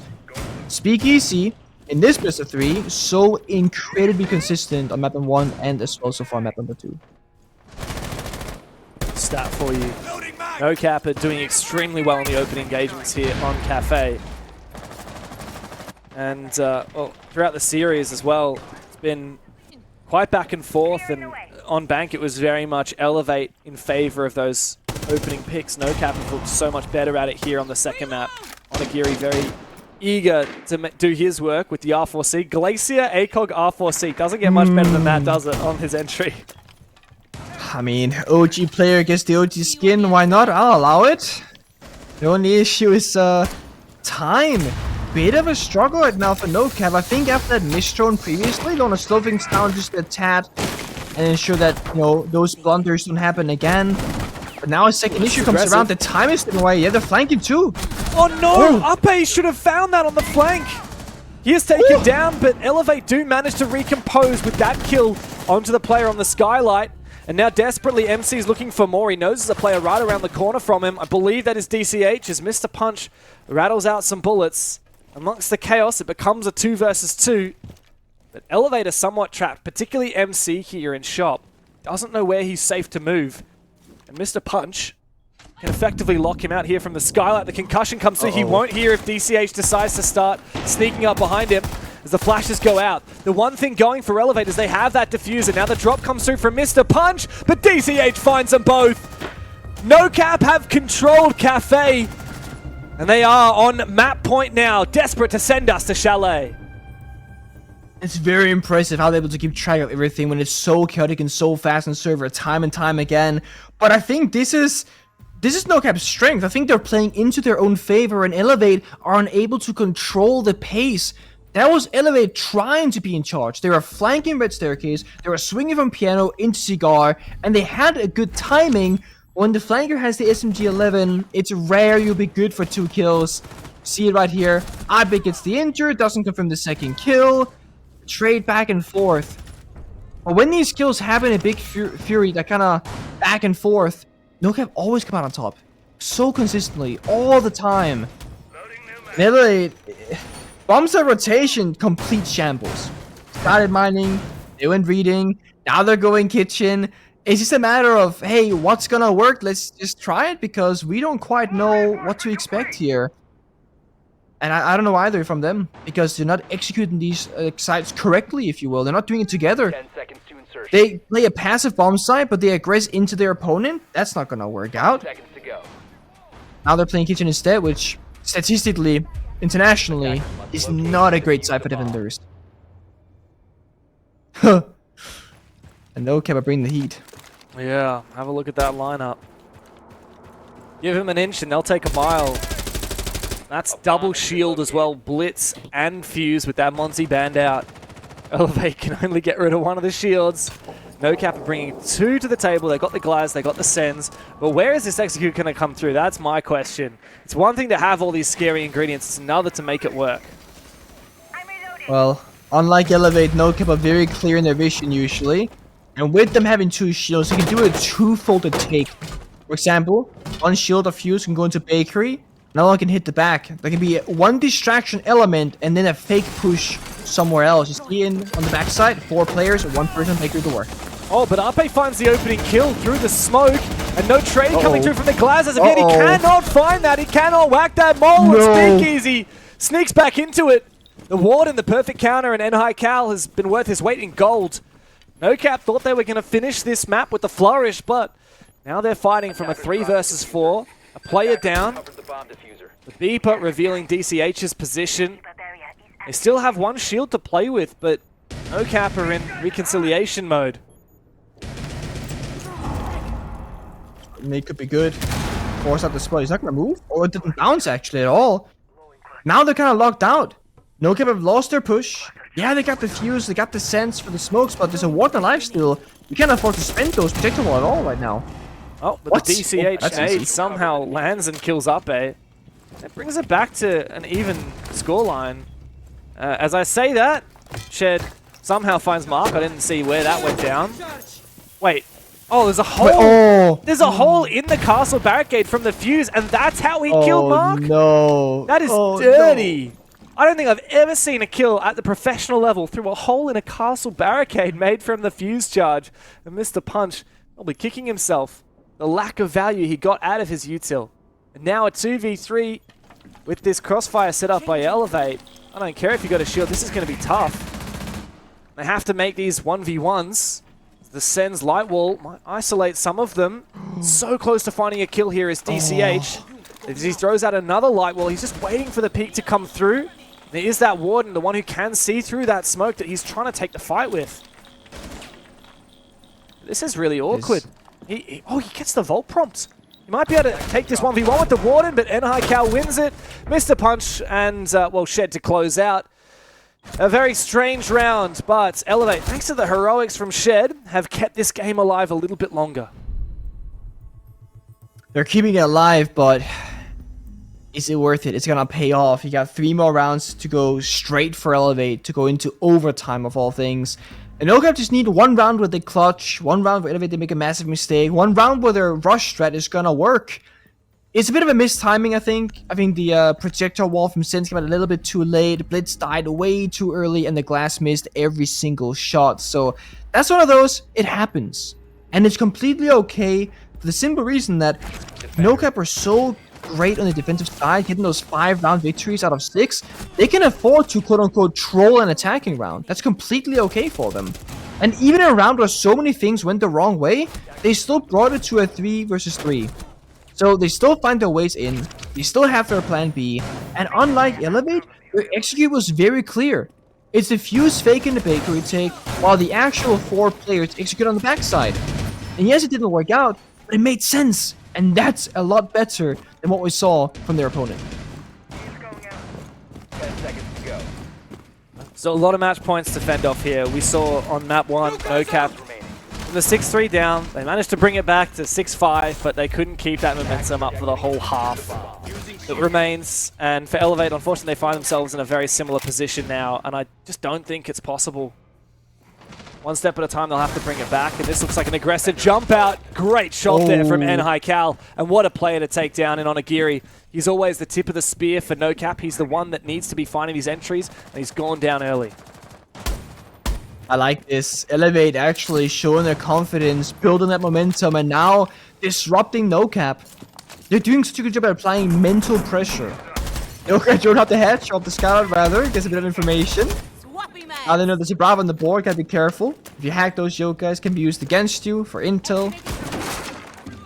And here's the thing, if attackers lose a player like that before entering the building, losing your entry, the Ash of all operators, it's gonna become that much more difficult to actually make an entry. Take Piano, take Cigar. I want to see Elevate now hold on to this ground. I like this aggressive play. Ape and MC, playing Cigar, Piano. I think it's the right play. If you give up all this map control for free, that's when attackers can then solidify themselves and then, you know, regain their footing. And Ape playing the Aero Shotgun, that means he's fully committed.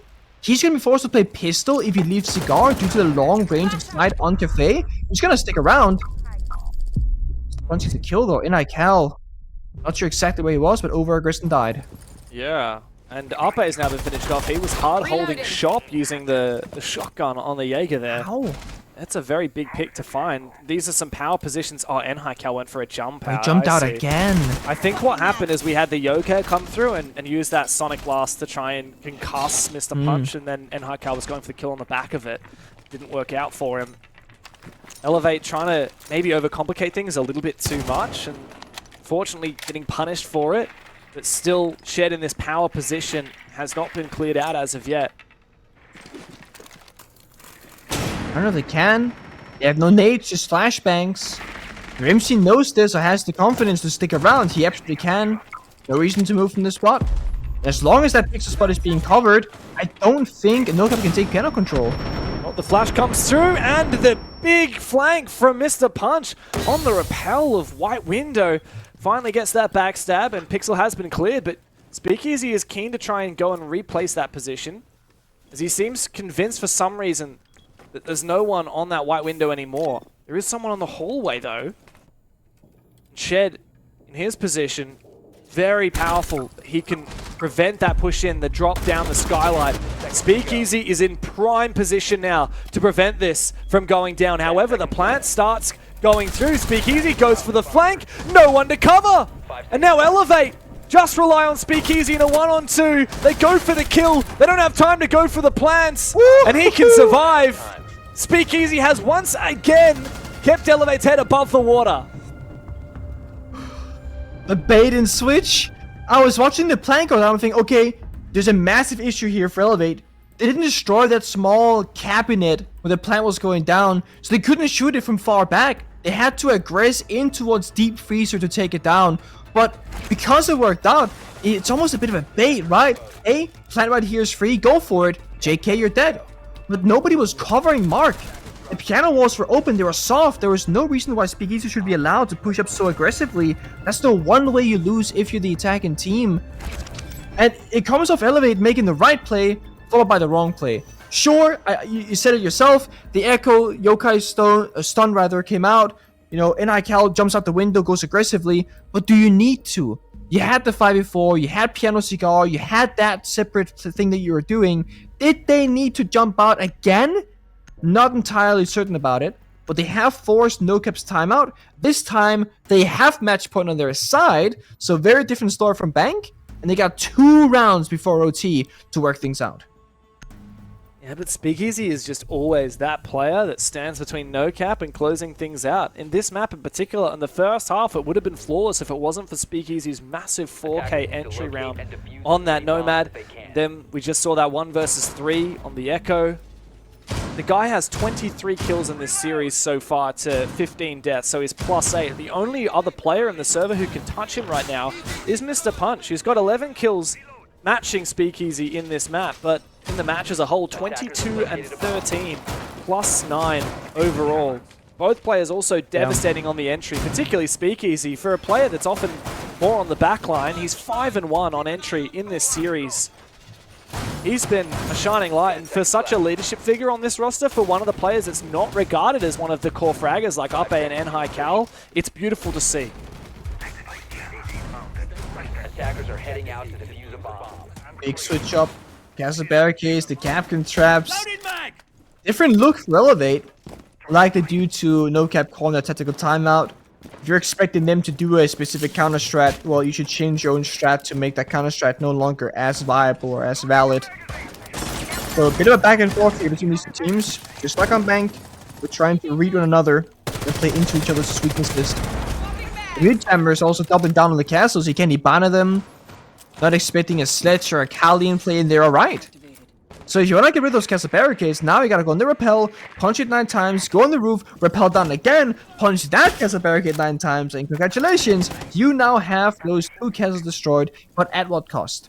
The only other option is that you use a grenade or the Ash Breach, and that can quicken things up. There's gonna be 1 nade going out. That's expensive utility being spent very early, but just a simple barricade. Since MC's pre-ripped his C4, he's just waiting for that sound cue to toss it out. I'm not exactly sure what NOCAP are going for, though, because they've completely fallen off that piano position for now. Yeah, when you commit the grenade for the castle and take down the mid-jammer, you'd expect a follow-through on the second castle barricade, maybe drop the red hats, take piano control. But that is very difficult. Oh, Piano baits! Oh, That was so well played. The drone to go in through and bait Shed into peeking the hallway. Mr. Punch on the upside down repel of the white window. That's a big opening kill here for NOCAP. Mind you, the bomb side is mining and dining. Elevator spread so thin right now, they don't have information exactly where all the players are from. They're on red hats, they're piano repel, they're white window repel, they're everywhere. At the same time, we know NOCAP are mostly outside the building. They are kind of nowhere. Elevate's falling back, just MC hiding in piano. This right here could be the saving play, because they're gonna expect Topple to be completely clear and vacated. Does he have an idea? I don't think they're gonna know. Yeah, maybe the He's actually watching the flank. I think he's just generally flank watching. I don't think he's actually believes that there is a player there. And there's no one actively watching that position now. MC has the ability to go unnoticed and essentially win the round for his team. But NOCAP are ever cautious. Now MC makes his move, starts going forward, but he needs to get this right, and he's only got the SMG-11. There are 2 players to find up here on the top floor. Yellow pings come out. He needs to make it work, but he's slowly making his way forward, finally sees one and takes him down. Meanwhile, NOCAP have found another pick on the site and got that numbers advantage. MC able to scathe away with his life and the pick that he found. But he's hungry for more because he knows his team is still losing this round. But Mark and Onigiri are both on the floor. It's just up to Scatman and DCH now. As Speakeasy holds on here in train. The quick last-minute revive comes out. Speakeasy somehow surviving for a little bit longer, but here comes the flank from MC. Him and Speakeasy have saved this round again for Elevate. A massive sigh of relief as they wipe the sweat from their brow and are so close now to pushing overtime. MC, hold your breath because he was on a mission. He waited, what, 20 solid seconds, walking through the entirety of top floor, looking for the right angle, the right player to strike against. Meanwhile, his teammate downstairs, fighting the world alone. That shouldn't have worked. That's NOCAP feeling the pressure. That's NOCAP not going for the aggressive play. They stacked up 3 separate operators on the right staircase, 2 of them getting injured. They got completely stuck in the same inch of the map, and that's again with the attackers getting opening pick after opening pick, getting a good bit of map control. The way that NOCAP lost their first attacking round was Ape going undroned. The way they lose that round, MC goes undroned. One singular small mistake, the entire attacking round is thrown into the trash. Yeah, what was going on with Train as well? How is there no pressure on Train when you've got the full top floor? I mean, there are 8 X-Kairos pellets still in pocket, and that hatch has not been opened. There's no pressure onto that position. NOCAP funneled white stairs, and they lost a 4 versus 2. Yeah. Now 1 round separates Elevate from OT. Should we get to overtime, there's no doubt who will be favored. It'll be Elevate, because they'll have that defensive side. And somehow they've managed to piece this together round by round. 3 in a row now, looking for their 4th to try and make it into OT. We go back to Kitchen. NOCAP again bringing the spice with this lineup. Just a singular shield this time, a bit more firepower, and what other way to go down out swinging or take the 3rd map if NOCAP than to do that good old, let's make it chaotic, let's make it fast, and let's thrive in the chaos. They gotta wait for the right moment to strike though. It's too early, not gonna have enough pressure. Too late, no surprise, but they're in. Oh no! Kumai comes out, oh, MC takes him down! What a shot there from MC! Now the Glaz has to make up for the vacancy of that blitz, desperately moving in from behind. Scatman, he's got the opportunity now to cut the side in 2, and he cuts MC's head off with it. 3 players left remaining for Elevate as they look for a try and flank onto Scatman's position. They know exactly where he is. He is trapped. He cannot over-aggress. NOCAP need to recompose. This C4 will not land. Onigiri shuts out N-High-Cal. And for all their efforts, Elevate now rely on another 2 versus 4. Speakeasy has been the hero today for his team. He's got so much more work to do, and Shed is now caught in the sight, rocking a hard place. With that E1D revealing his position, a desperate spray from Speakeasy. He's been cut apart now by Scatman, watching that position. Another desperate spray, and Elevate have to make their move now. NOCAP forcing that diffuser down. The cover is here from Scatman. The diffuser is on the ground, and NOCAP have pushed us the distance. Shed, he's put down in a corner like a rat, hunted in the kitchen, and NOCAP just bide their time. 3rd map we will require here to settle this semi-final. NOCAP have pushed us the distance. They have taken Elevate's map pick, and we'll need to settle it on Chalet. It's so well deserved. I mean, NOCAP, they come out swinging on their defenses, making Elevate look completely lost on their attacks. Sideswap comes through, and yes, it took a couple of rounds to get there in the end for NOCAP, but they could have won that in regulation so much earlier if one small thing goes their way, or if one small clutch moment doesn't happen from Elevate. This is not NOCAP just being like, oh, sometimes we're good, sometimes not. No. Even the rounds they're losing, they make it so close every single time. Wowee, what a map 2 here. Map 1 we were worried might signal a bit of a sleeper series, but we got given such a treat here on Cafe, and NOCAP have pushed us the distance. The rivalry continues, and I'm sure that Manic and the boys on the desk will break it down further for. Did you just call me Manic? Games Dev Martyr Stewart, I tell you what. Why so formal? I can't believe you're using my non-government ID. This matchup definitely went the distance. But from my point of view, I'm happy to see NOCAP really backing themselves into these games. They're looking a lot more competitive, guys. We did say, what are they going to look like in BO3s versus BO1s? We weren't sure. I think we've got our answer. Yeah, absolutely. I don't want to dive into too many of the statistical points because I know Jake is absolutely ready to go. But I will just comment on, for me, the biggest thing that stood out, especially in that second half, was NOCAP's attacking prowess late round, where that innate synergy and setup pattern for getting plants down and covering, etc. It looked so scrappy. It was really scary. We saw like the denial top floor, then we saw the white stairs stack in the following round, and then finally they were able to correct that even after losing the blitz shield on this on the final round eventually in this particular match, where they leaned into sort of that sense play. So they were eventually able to correct some of the errors that were proving quite costly in this match.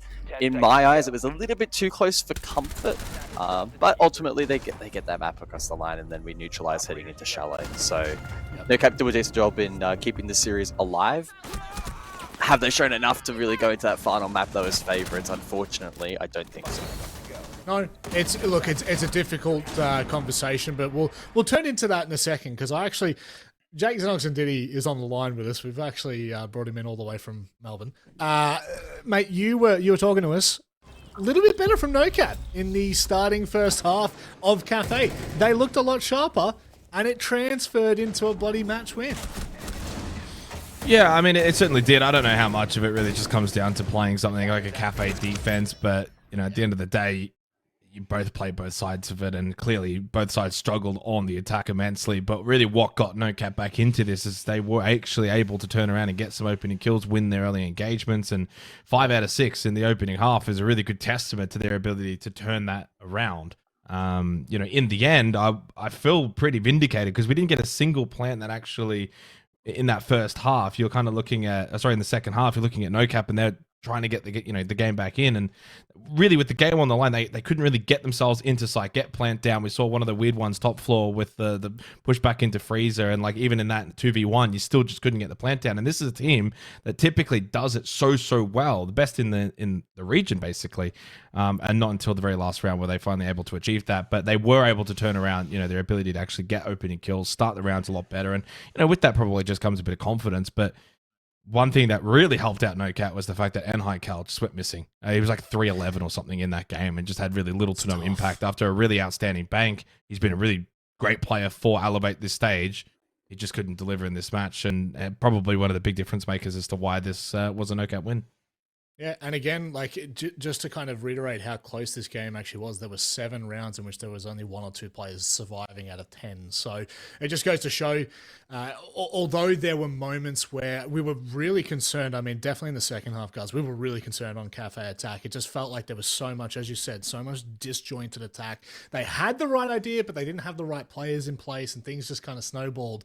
But ultimately, they were still close rounds, even though there were so many mistakes. We won't talk about the 4v2s and such, because that just starts to bring in a whole different conversation. But we can start talking about Chalet, which, of course, was their matchup in the BO1. Guys, if you're just going off history, this should be an Elevate win as we head to Chalet. But how truthful will that speak?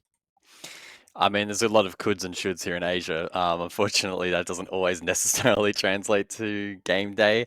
We were speaking a little bit about that game off stream and how much of an impact that's really going to have on this result. And when you were discussing it initially, I was just under the impression that NOCAP were able to get that result across the line. And my point was that in this rematch, Elevate should be well positioned to VOD that and prepare in preparation for this match. Unfortunately for NOCAP, Elevate were successful in that last outing. And again, I will double down on the point that Elevate have really strong support staff. I think the team environment has very much been one of their strong points as well heading into this particular stage. And so I don't really see any win condition for NOCAP in this match unless they're able to throw something at Elevate that is completely unexpected and they can't adjust on the fly. I just find it so hard to envision a world in which that does happen. If Elevate defensively are able to continually deny plants at the same kind of rate that we saw in Cafe, and then in terms of attack, win that entry battle as well, which is probably an expectation, it really constricts NOCAP in this matchup. Well, all I've got to say, it's 1-1. Grand final spot on the line. A mouth-watering match is on the other side of this break as we head to Chalet.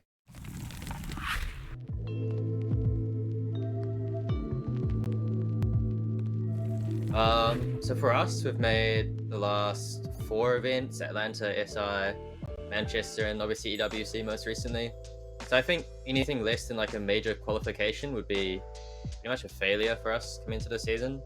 For every stage, our main goal is to make it to major, so it's also our expectation to beat like every team in this region and make it to major. Be champion once again, just like last year. We hope we preparation. This season is looking really good. The state of the game is something I'm really enjoying after a long time. It's really fun, and I'm looking forward to having a great time and hopefully securing a good position in this league. We have a big enemy like Bleed, Elevate, so yeah, I expect to win against them and qualify for the major. That's what my goal right now. Yeah, honestly, I think we can win like top 3 or top 4. We're like full of passion right now. Yeah, and I think that helps. Our team has to play against the MENA region as well, because we normally play on UAE server. The two regions, Asia and MENA, they're very different in play style. That basically results in very unique ways to play the game, and I think it gives us an advantage in some of the situations against the Southeast Asian teams such as Fury Elevate. So we're gonna have to see how that pans out. Yeah, it's Azuki, our core player, like our fragger. I would say it's the top 3, okay, top 3 fragger in our region. When he do the 1v1, he never lose 1v1, bro. Even he's like against like Rips 96, third. Okay, Krij sometimes, but yeah, he wins a lot. I think for one, like the diversity in our team, like we have Leader from EU, Reaps from China, Hobbin from Indonesia, and I'm obviously from New Zealand. Especially with all the international experience we get, we can bring things back into this league that people have never seen before. So yeah, I would say that's what makes us unique from other teams. My playstyle is kind of slow, and I like to do like structured stuff. I don't like random jump outs, stuff like that. That's why my team plays that. I would think about the last season. I think the last season our playstyle was like, yeah, we usually didn't play post plan, or most of the try to plan the bomb. It's just like team deathmatch sometime, I think, in the last season. Yeah. Every one of us has different playstyle. You will see one of us going very aggro, one of us going slow. It depends on the day. And my playstyle will be very aggro against anyone I know. So be ready for the aggressives. Thanks. I feel like I'm the kind of the player that fulfill the needs of my team. Like if my team needs something, and yeah, people are always curious like why like some operator like Bandit. If I play Bandit, I bring Barfire and then not a C4, and people are like, why are you bringing Barfire, not a C4? I'm like, that's what my team need. They need a Barfire, not a C4.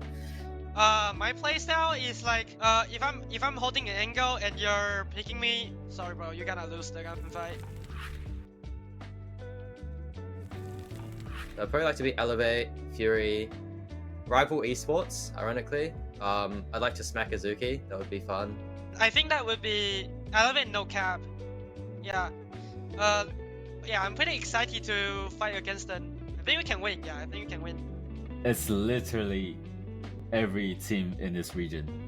But I think the ones we have to prepare a lot is Bleed and Fury. I think our main rival was Bleed, but Elevate is also catching up. So I think it's Bleed and Elevate. It's your team, yeah. I would say everyone. We don't take any teams for granted. Like it's not like we go into a game as like it's gonna be an easy one. No, considering how strong our region has grown, especially, I think we have to take this one by one. And I would go for like everyone is our rival in this league. What a contender to win the league? Me, Fury. Let's go. I think Fury, Elevate, and Bleed, definitely the top 3. But we're expecting some different things to happen. No, most of the time it doesn't happen in this league, but maybe, who knows. I want to say NOCAP, but I gotta give it to Bleed again. It's very hard to beat them. They are like Apex super team right now, but like I said, it's possible. Contenders, I would say Bleed 1, Fury, and us Elevate. I think it would be Fury and Bleed. And if we're gonna fight Fury and Bleed, that's gonna be the hardest. But if we win, yeah, I think that's all, bro. If we win, we just win the whole tournament. Got you tulips in a twist. Hand out boss like communist. No, I can never ever get back all the things I missed. But I'm that man that think you got the gist. Got you tulips in a twist. Hand out boss like communist.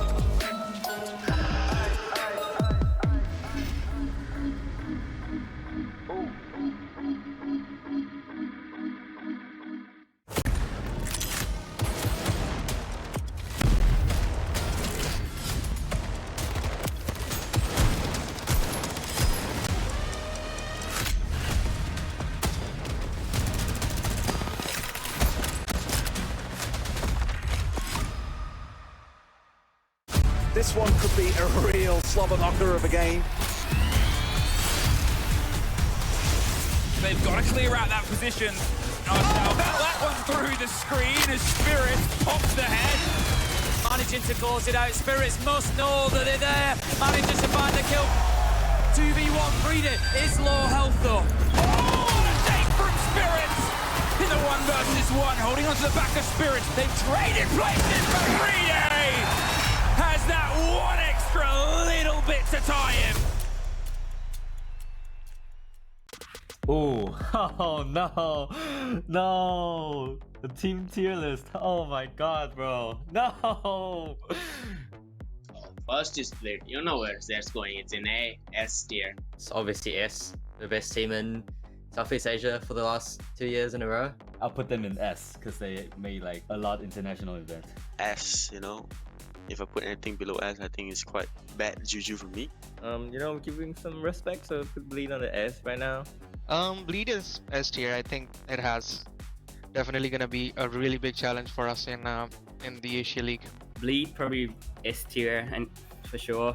Alright, I'm gonna put Bleed on S tier.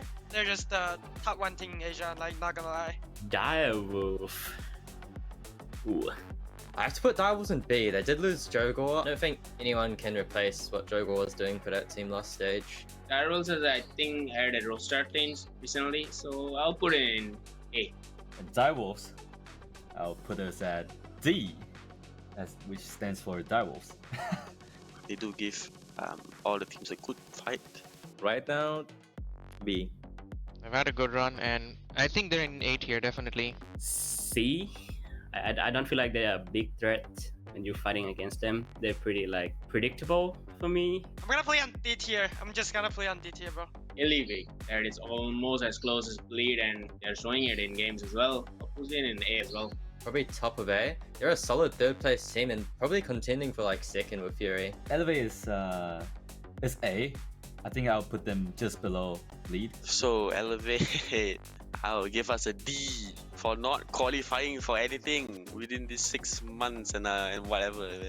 We have to see, like, they are around like A to S right now. Really, really talented roster and amazing players. Expecting a good challenge, so definitely A tier.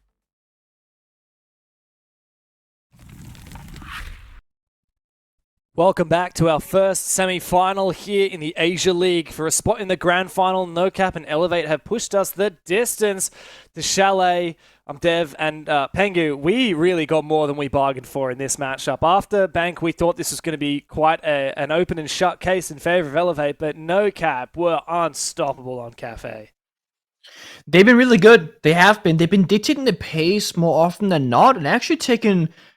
like almost forcing Elevate to play a style of the game that they're either not comfortable with or that NOCAP simply are better at playing against one-to-one. And it's been beautiful to watch how they've been doing it. It starts very simply with NOCAP picking their operators, some of attack and defense, saying, hey, we're going to be very strong at this single aspect. If you take us head on, you lose, forcing Elevate to further adapt. And if Elevate does adapt, well, then what I just said happens. Elevate, they lose those rounds. half of the rounds that Elevate have been winning on both maps has been of Speakeasy or other individual players having incredible performances, not great teamwork. Zami ban. All right, so we see the veto coming through, the operator veto come through, and the Monty is a 3 for 3 every single bloody map. Elevate have not wanted to play against that. And yet we've seen quite a lot of Blitz play come out from NOCAP, even the occasional Fuse pick as well. We've seen Glaz, we've seen Sens quite consistently on both maps we've seen so far. The one real surprise to me is that Malusi ban. What is that suggesting? Are we going to see some really sneaky entries and lurks from the attacking side, I wonder? So when you typically go for a Fenrir or Malusi ban, it speaks to either, you know, attacking from a lot of different avenues on the map, or bringing out an attacking operator like the Nerf to make sneak plays yourself. Fenrir did receive a nerf / buff, you know, what, like 6 or so months ago, 8 months ago, where he can only have 2 traps activated instead of 3, but if an active trap gets destroyed, he doesn't lose a code. What that means is that consistently across the board, he's always going to have the same amount of traps activated, but it is a lower amount than before. So Melusi is the operator nowadays to catch off a very big area of a map. When you want to, you know, catch 3 or 4 different avenues, it's always going to be Melusi. So Elevate, let's keep track of the operator lineup if they're going to bring out the Nuke, for example, later on, or if it's simply just to enable themselves to into the building a lot more comfortably. Because Chalet does not play like Bank or Cafe. This is going to be a lot more about attackers being favored, should get in the building very easy, very quickly. It's going to be about those mini executes of playing together. As we go down to the basement, well, they immediately have to decide, okay, how much of the map we're going to try and clear here. And it looks like quite an ambitious roam clear, starting from Solar here and Hycal droning ahead. Typically, we see defense slowly start to peel back their setup. And we have quite a decent hold there in Dining. I love to see Onigiri on those DMR operators. He's on that of Rooney. We also have quite an extension over in Library as well. That does leave a gap here, as Hycal's going for the one-on-one entry here, and he's going to catch Onigiri, completely unregarding the space behind him. An easy collapse for Elevate. A huge amount of space and the numbers advantage already. And already with that too, that could have been the Melusi ban effect. If there was a Banshee there, for example, that doesn't happen. And also, unlike Cafe, much quicker pace. Elevate, they ram from the fireplace window to get vertical destruction while entering Solarium master bedroom upstairs. It is already such a quicker pace. NOCAP, I believe, chose the starting side of defense, so they want to be here. That's a bit of a surprise, because Chalet typically has been attacker-sided. But if that's going to be, you know, true, why not start on the weaker side, get your first 2 or 3 rounds, then go on side swap. Abe finds another. NOCAP very much on the back foot right now, playing a turtle strat and falling apart in the roam. However, Mr. Punch is still alive on this roam. While the Dokubi call rings out, he wants to continue contesting, and here comes Ape with the backstab. That was very well played there by Elevate. 4v2 now, and the Vultures are circling on this bomb site. Mark and DCH ideally need to make a play, but there's so much time to burn out here. Elevate can just play passively, play to counter aggro as they're doing right now. Mark suffocated on this bomb site. DCH looking for a safe haven. Not many options here for NOCAP. Gotta swing, gotta get those gunfights, but they lose out again. Ape good for 3. 1v4 for Mark. Oh, wow. Ape is still good. Yeah, bro. That was insane. Tech call from Speakeasy, but an utterly dominant opening round there from Elevate on that roam clear. Untouchable. Ape, a 4K as well. Elevate already looking very strong here. The very first round.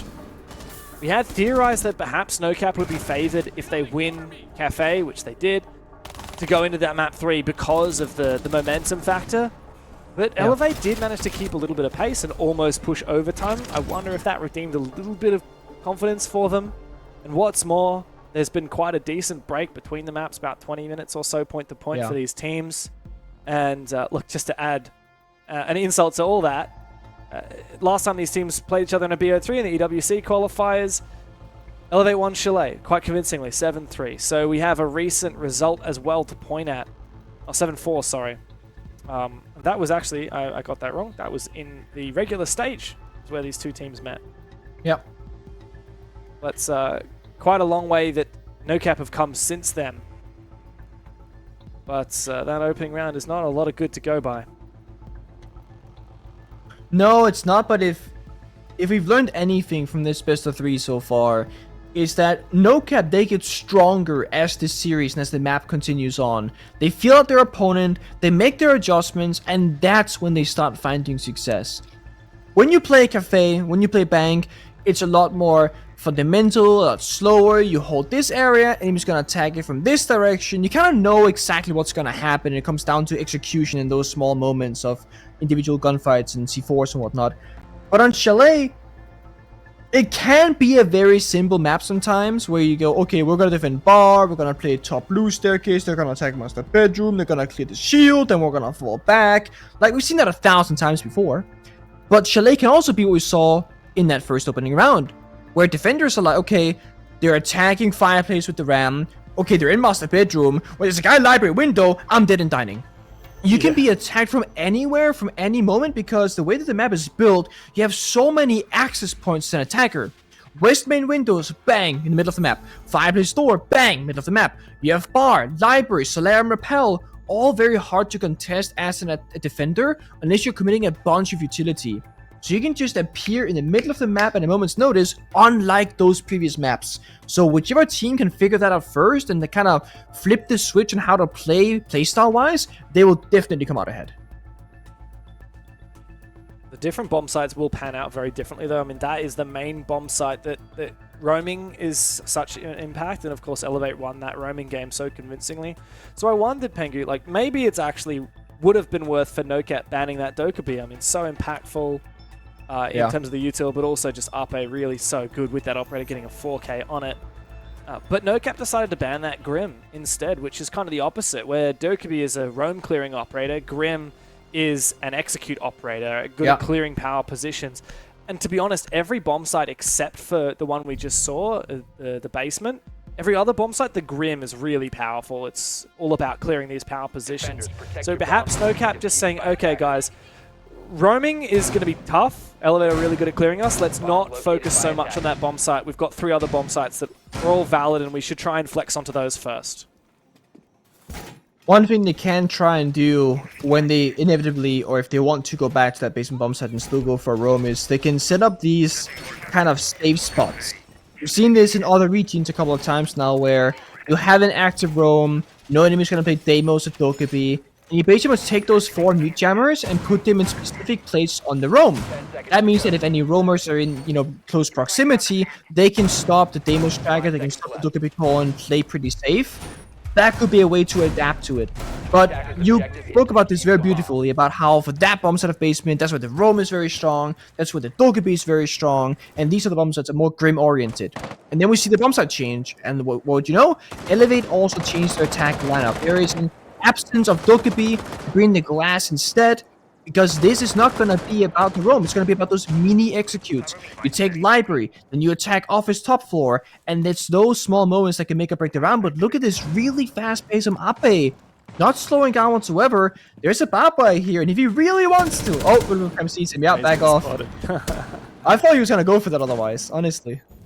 Would have been tempted to do so. Thankfully for NOCAP, the barbed wire buff coming through recently certainly supports them. Already, though, one of the Vulcans detonated on site. I believe the Twitch has likely been at large. And Onigiri is kind of in a bit of a hell spot. Temptation to use the C4, but Scatman changes his mind. He's going to pick that back up, and he wants to just deploy it a little bit deeper. So he's going to have the call from Onigiri. When Onigiri hears that window get opened up, or that doorway get opened up, then his teammate can detonate that C4. But now he's not able to play in that deep position any longer. Onigiri really just either has to fall back or get aggressive here.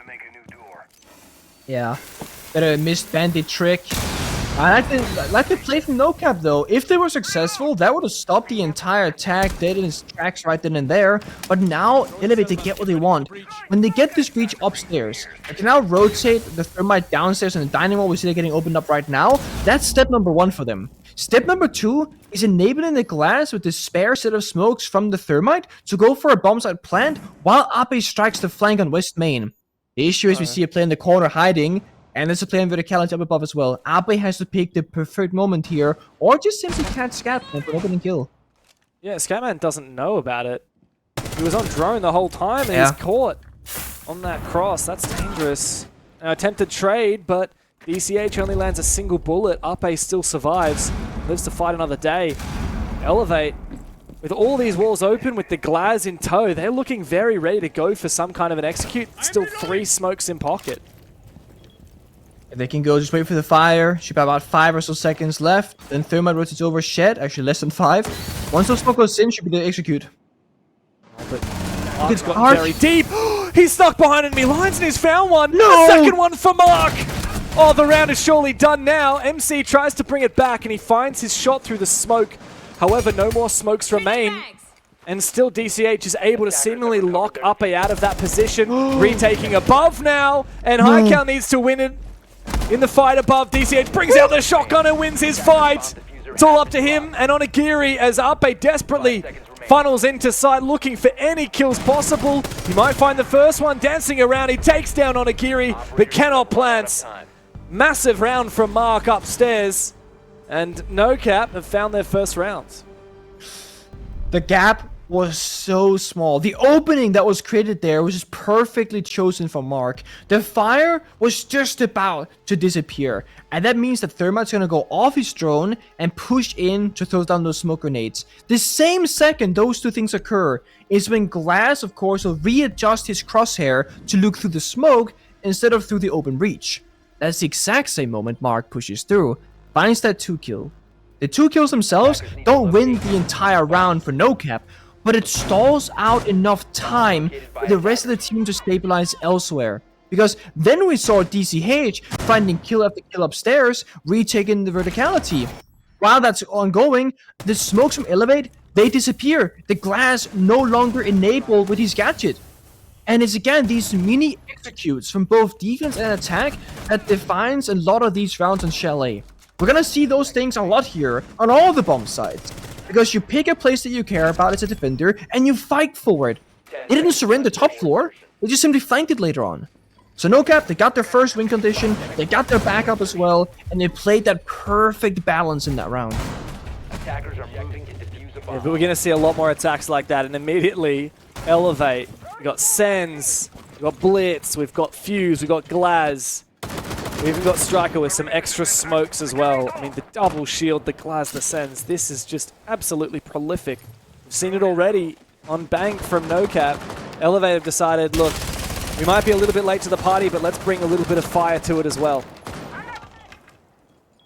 Uh-oh. Careful, that's his shoulder.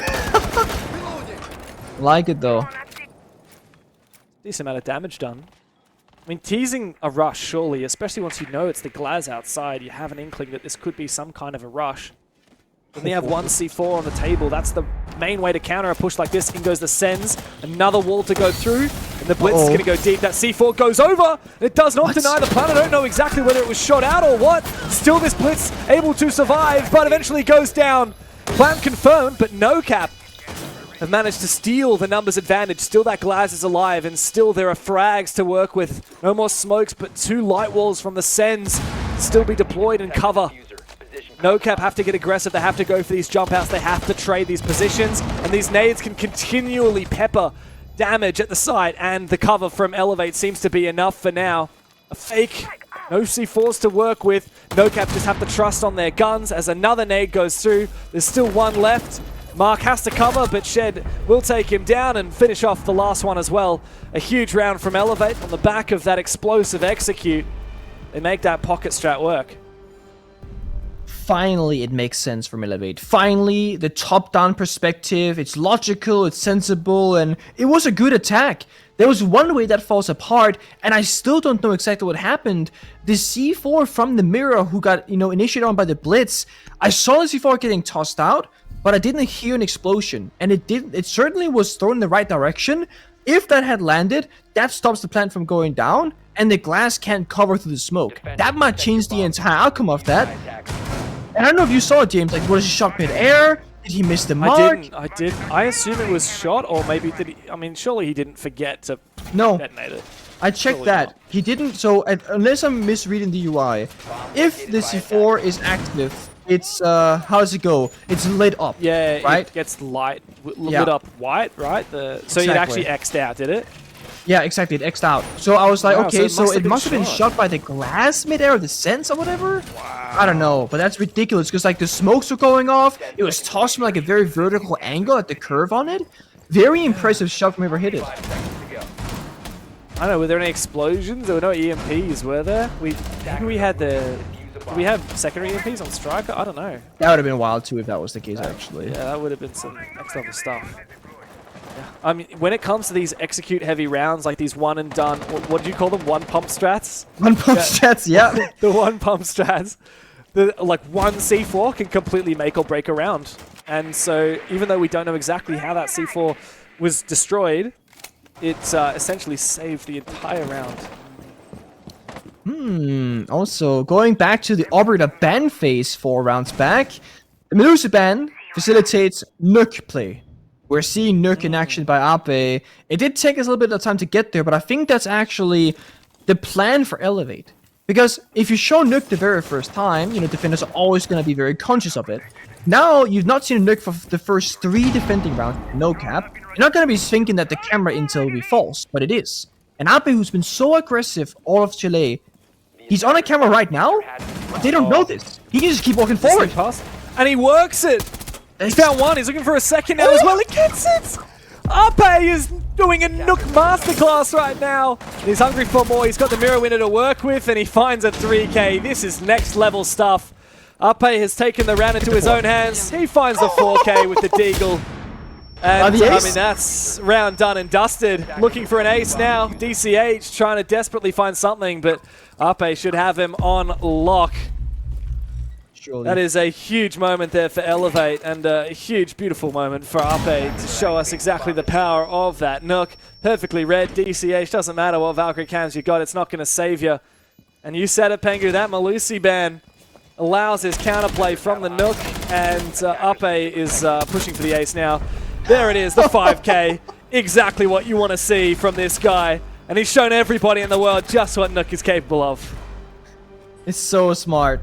It's again, if Elevate don't end up winning and we have a winner's interview, I'm not sure if I can ask any questions, but I want someone to ask the question if it was intended and designed that they don't show the Nook on purpose the first couple of rounds. Because imagine in the very opening round, they play the Nook, NOCAP, they see it, now they're always conscious of it, right? I don't think Nook gets that opening, because it's expected, that's what you're worried about happening. But they ban the Melusi, and nothing really happens that speaks to, you know, a specific reason as to why that would be the case. And then 3 rounds later, in the beginning of round number 4, Ape could just walk in for free. Because NOCAP has not accounted for the possibility of that play being possible. Because remember, in the very first round, Ape on Ash, he walked into that piano double door. Bulletproof Cam saw him, he backed away. Yeah. He was on a Valcam dev that round. And the gadget made him, you know, he was cloaked, couldn't be seen, he didn't stop. What a game this has been for Ape. He opened up the very first round with a 4K. And that round he managed the 5K. Huge from Elevate. They're up 3-1 on their attacking side. NOCAP had the side choice, and they chose defense here on Chalet. Elevate, they're poised to take this one, Nick. I mean, it's got to take a massive feat now from NOCAP to fight back. Still very possible. And as you've said before, Chalet can swing attack aside. Even if this ends up a 4-2 split, I wouldn't put it past NOCAP to come back on the second half. But that is a pretty damning round right there. A massive confidence booster for Elevate, a morale booster as well. And NOCAP, on the flip side, now second-guessing everything. Yes, Yeah. we've got these Valkyrie cameras. Yes, we've got these default cameras. But what about the knock? What about the blitz? What about the executes with the Glaz Yep. and the Ying and the sends? What about the double shield plays? This Melusi ban has thrown a curveball in the works for NOCAP. They're desperately trying to make do with what they've got in the Legion and the Aruni, but it hasn't been enough. That's exactly it. Elevate, they're winning the mental warfare because they've shown success on like basically 3 different playstyles. The Rush, the like solid like ABC strat, and the Nook pocket strat. So NOCAP have to account for everything. And also they have to account for the unknown. What's to come this time around? Because they can also elevate. They're not gonna do the exact same play again, right? Like you can't sneak out with Nuke twice in a row. So what are they gonna replace that with? It's such a big unknown. NOCAP almost forced to swing aggressively or play off their. Oh my god, play off their point of views because they can't trust the cameras anymore. Thankfully, Scatman can trust his rifle, and he finds N-High Cal. That means all that util squandered now for the Lion. Lion in tandem with the Deimos would have been a nice combo. Now the Valkyrie about to get tracked. DCH is going to feel a world of pain from beneath him. He can get to a safe haven.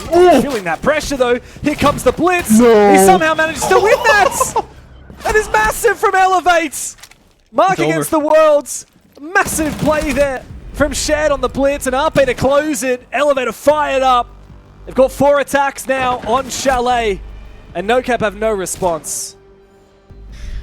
Where was this Elevate on Bank? And where was this Elevate on Cafe? I mean, I was told by the desk that they like Cafe, teams they banned against them, and they're gonna be crazy on it, and I don't think the desk was wrong. But it did not look like Elevate wanted to play Cafe, how they had any idea what they wanted to do in the server. Then you have a small break, you go to Chalet, and they have so much confidence, so much accuracy, and they have such a well thought out plan. It's so simple, but highly successful. I mean, these rushes, these fast takes, the blitz play, everyone's just fired up individually and as a team. Yeah, Elevator just turned it up to the next level here.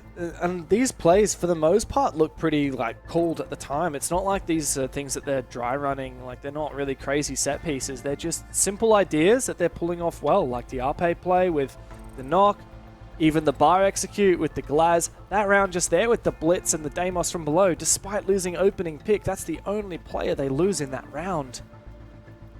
I really feel like this should force out the tactical timeout from NOCAP, but this is indeed a technical pause, not a tactical timeout. NOCAP need to win this last round of the half, otherwise I think it's GG.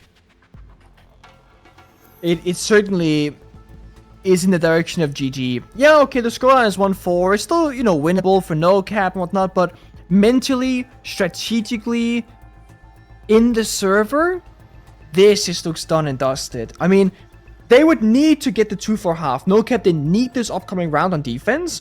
And then they have to show us the most absurd, like, false set of confidence rounds to bring things back. Because it has to be false confidence, James. When you're getting destroyed like this, you can't have real confidence anymore. Yeah. I wonder whether the technical pause where the team is not allowed to talk strat, like, is this just moment to breathe gonna help NOCAP, or is the suspense gonna kill them? I think if you are NOCAP, you're slightly favored here. You get the breathing room. You can talk to your teammates, but you can sit there to yourself and just figure things out. And then when you get back from the tech pause, then you can have a new game plan, a new mindset, and just, you know, reset basically. Well, the score is 4-1 in favor of Elevate on their attack half as we go into the final round of their attack. We'll go to a quick break while we sort some technical issues, but don't go anywhere. The rest of this semi-final is coming up in just a moment.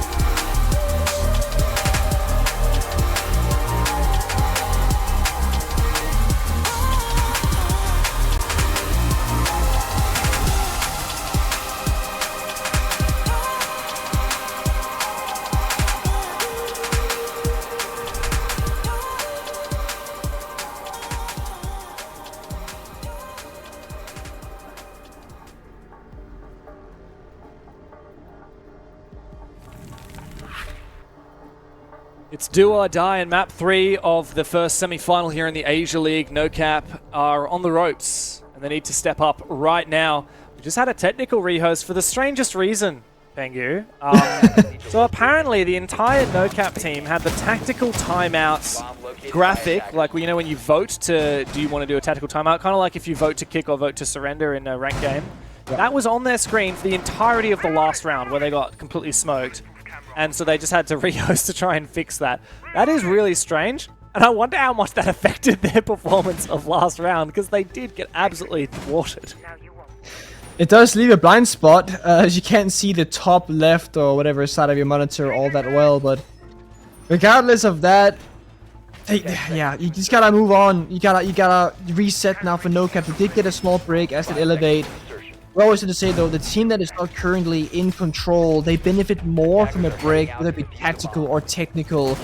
Elevate, they want to keep applying pressure to the wound, because that's what's been working so well so far, not allowing NOCAP to breathe at any moment on the server and feel comfortable.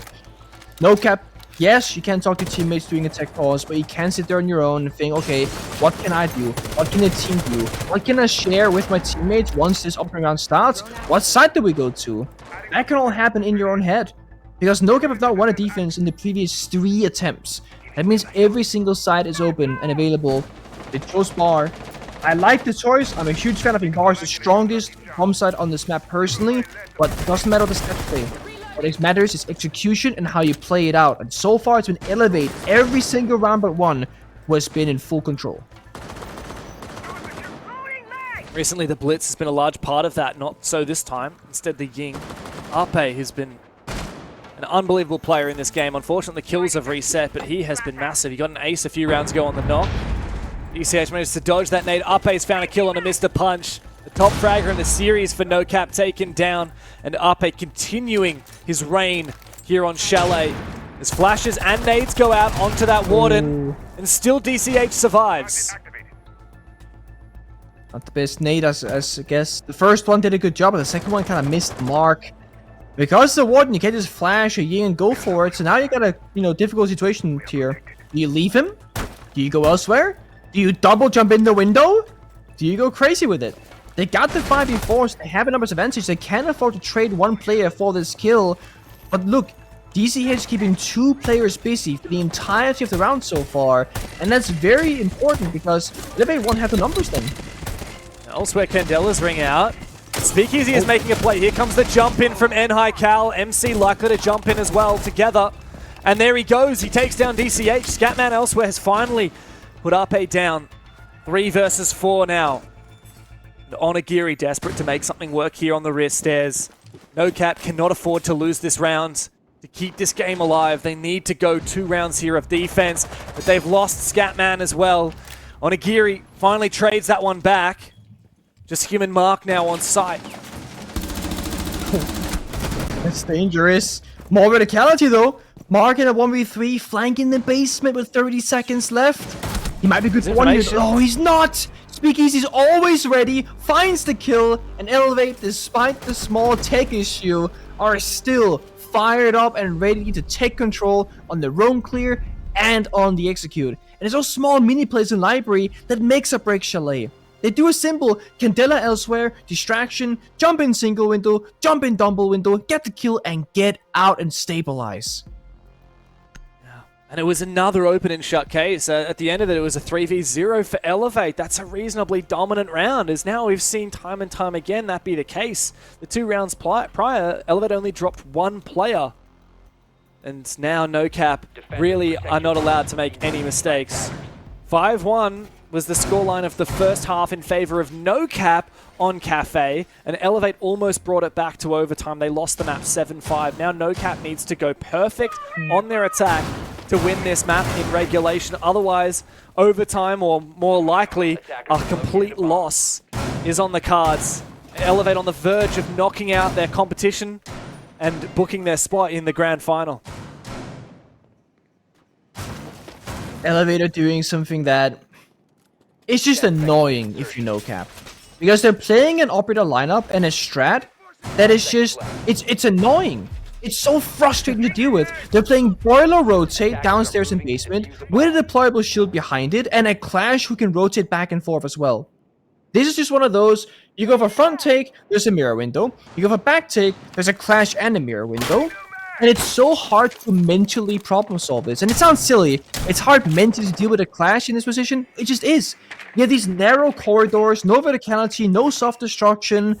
I like that NOCAP are opting for a double shield here, the Blitz Fuse, but they don't have something like a Capital. They don't have a Nomad or a Sophia. They have no easy way to deal with Speakeasy, who's been so good so far. It's no sin with the yellow ping though. Wow. Scatman almost finds something for it, but there he finds himself up against a Clash. Can't really afford to move much. Goes for a reload and backs out. He wants to take the fight with this Roma. But I believe everyone from Elevate has fallen back. And Cal, he replaces his position and lets MC take it on the stairs. That Clash still very much a big threat here. NOCAP have not taken a lot of map control. Uppe still here in Dining, holding on to his position. So the second they see the Clash downstairs, you walk away. And again, no real count on the attacker side to deal with the Clash. Maybe a Monty, or no, Monty, a shield operator rather getting close for a melee could start something. But when Clash slow Shresh does, getting close is also difficult. Map control, very favorable for the attack inside. But as long as they got presence out of Dining Kitchen, Fireplace isn't really their area. And sure, okay, they smoke off the mirror window, they charge it. But at any point, Ape could go for a flank. They have to be aware of it. They have to respect it. NOCAP might only have one strat here. Is that one pump strat? You do a 3-2-1 execute, you full commit, you don't slow down, but it's so risky when you're down 1-5 in round count. But how do you pump against that Clash? Because he takes a tiny bit of damage. In he goes, the Blitz tries to flash him, looks to get desperate, aggressive now, and the plant is going down. But where is that flanker of Ape? He was in Kitchen a long time ago. The spin from the Clash, he denies the plants, but the trade comes through from Scatman here on the Blitz, looking for another one, he finds another. All up to just MC and Shed as Ape on that flank has been taken down. The reattempt from DCH and the plant will be confirmed. MC now locked into his position and unable to do a lot, and peaked now by Onigiri on the blue stairs. All up to Shed. He's been flashed. He's been taken down. And NOCAP are not done yet. Massive round from Scatman on the Blitz to keep this game very much still a live conversation. That is ridiculous. It is such a beautiful fix for a terrible situation in a round. Scatman recognizes there's one way out of 1,000 options where we might have a chance to win the round. It's you walk up, you blind the Clash, you push deep, punch the mirror window, and you become the cover of the guy planting. And he just ADS covers like a madman. And okay, it looks a bit scary because Speakeasy does the same thing. Clash takes a shield on the back, kills the planter, stalls out the round. The same moment, though, Scatman takes out the pistol, kills the guy with the gun, takes the Clash down shortly after. It's a worthwhile trade for the attacking team of NOCAP because they had the numbers advantage. It was a 2-for-1 trade. It's worth it for them because they just replaced the guy planting with a separate guy and the bomb goes down shortly after. Scatman on the Blitz has been so good in this best of 3 so far, on all the maps. No doubt about it. He's that guy on the attack. NOCAP is an attacker-sided map. They have a great shield here in Scatman, they can bring everything out if he wants to. But they don't have a whole lot of that parachute left, right? They've called the tactical timeout. They're down 2-5. They just have to believe, build up that momentum, and keep shutting down Elevate's individual performers. If you control Ape, who's been so strong on Chalet so far, that's your key to victory here if you're NOCAP. Ape's already on for this roam down below. Manages to dodge the E1D thanks to being that vigil. Using that ability to protect himself. Shed's also taking a huge amount of HP damage. The Flores drone shot out. It's a creative way to try and kill him in his position. And he should be good for another one here. Should be able to shoot this next one. Oh, but it does come through and it will flush him back down the hatch. He gets out with his life at least though. And he will continue to contest this angle. On a gear on the other side, waiting for his moment to jump in. It's risky. They got the yellow ping on the drone, so surely no jump in will be happening. But single window could be a different story. That one should be safe and sound. Just gotta be careful for those frost mats downstairs. And decent place on NOCAP. Oh, actually, they want him. They're gonna isolate. Yeah, they want to go for the hunt here, and the spray through the wall is perfect from Onigiri. Scatman can finish off the down. That was so well played and well called by Onigiri. We saw him droning that position and calling out to his team. Now NOCAP have an advantage. It's a very similar way of playing the game for NOCAP, but it's highly effective. Just take it in stages. Step by step, 1, 2, 3 ABCs. Hey, we want library. There's a player here. Let's go kill him. Let's push, I wallbang, see what happens. But this right here, they don't expect to swing because he breached the wall. Trade back from his punch. The advantage of a NOCAP. Got a one-man numbers advantage with a blitz on half HP. Elevate are still forced to be aggressive most likely here. Try to even back the numbers. Still so winnable here for Elevate. E1D goes out, C4 misses, that needed to land here.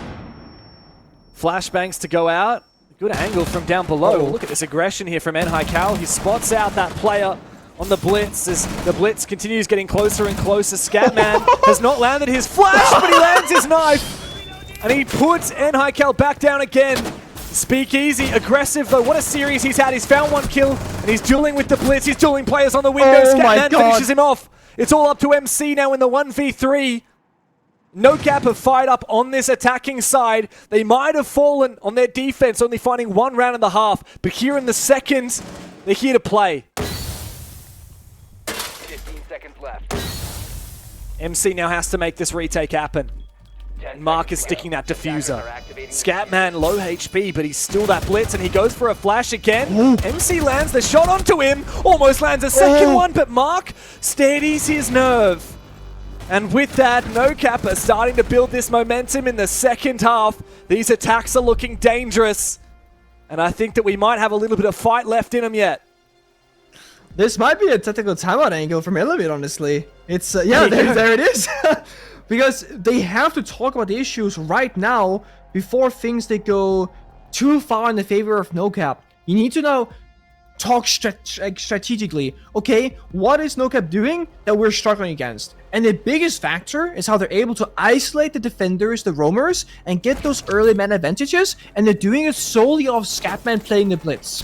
Now there's two ways I would say you can deal with this if you're Elevate.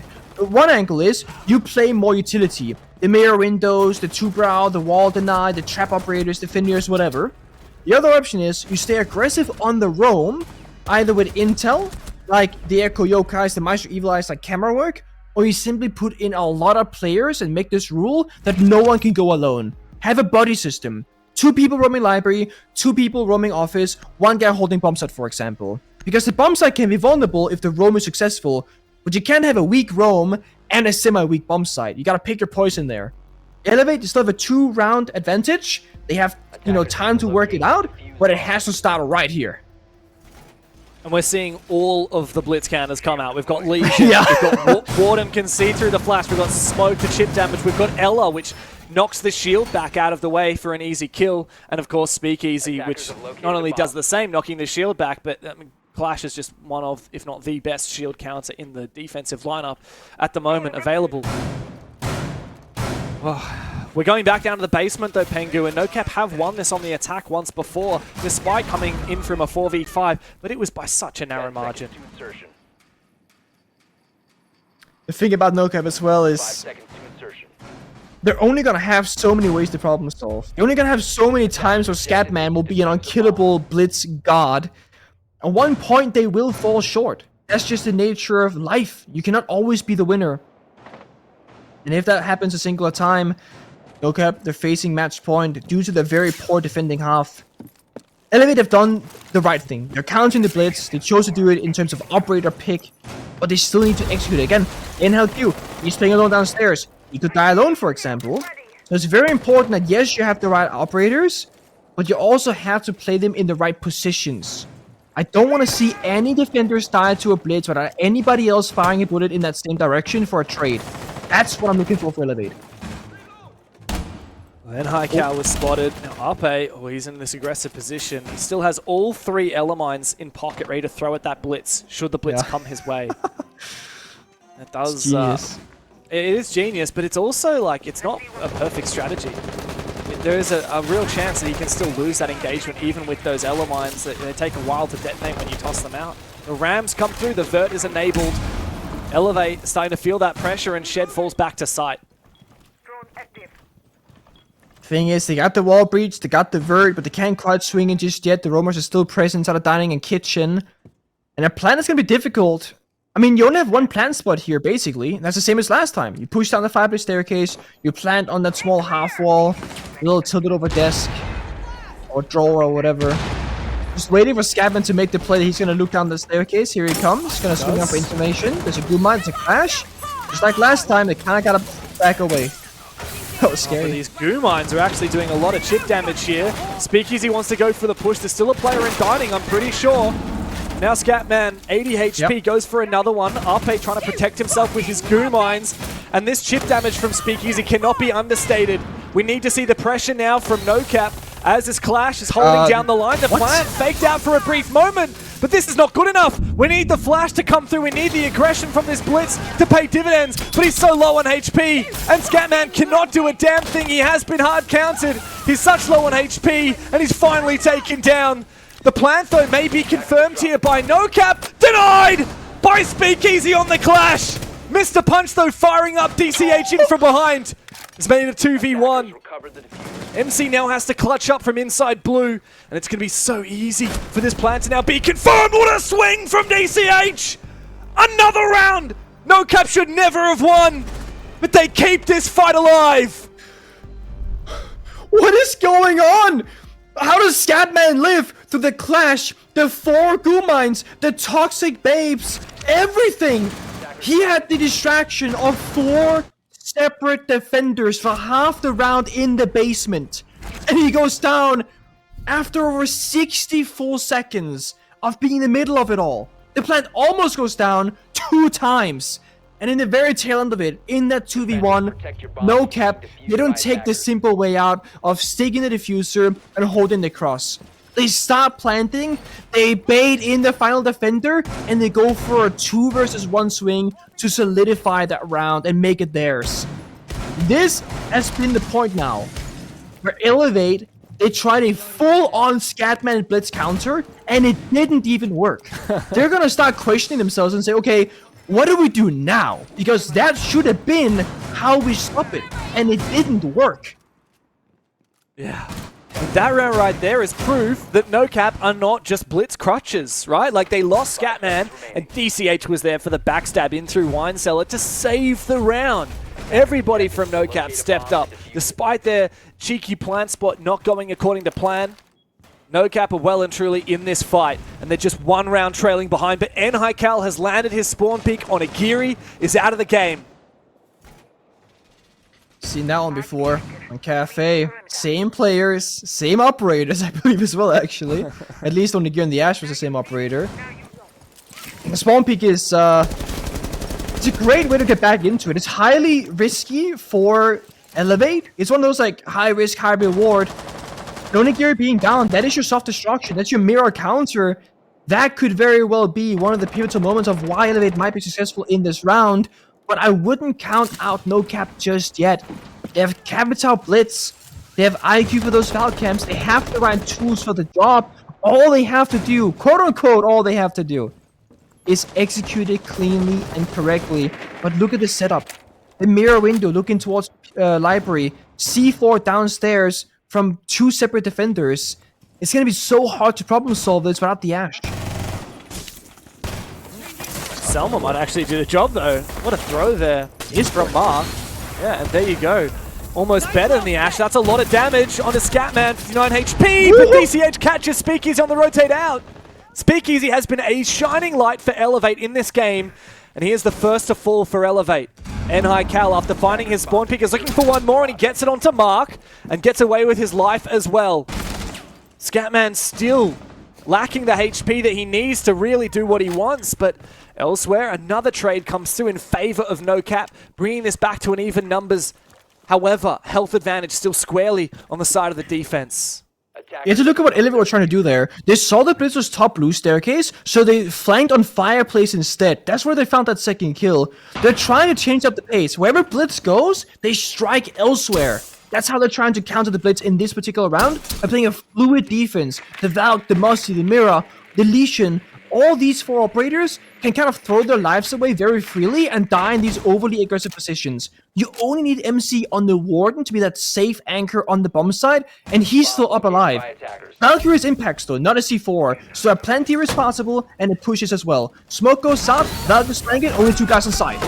Oh, but the 2v1 is perfect there from NHiCal and MC. All 3 remaining Elevate players jump into it, and the flank confirms map point and match point for Elevate. It took them a long time to get there, Nick, but eventually Elevate now have the table set. All they have to do is dig in and finish this game off. Book their spot in the grand final. For the first time in a year and a half, Elevate will find themselves in a match competing for a spot at the major.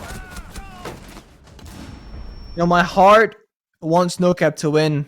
What they've been doing so far in all 3 maps, their playstyle, you know, the offset as well. They shouldn't be beating Elevate. They shouldn't be making it so close, but they are. And it's deserved because they're playing so incredibly well.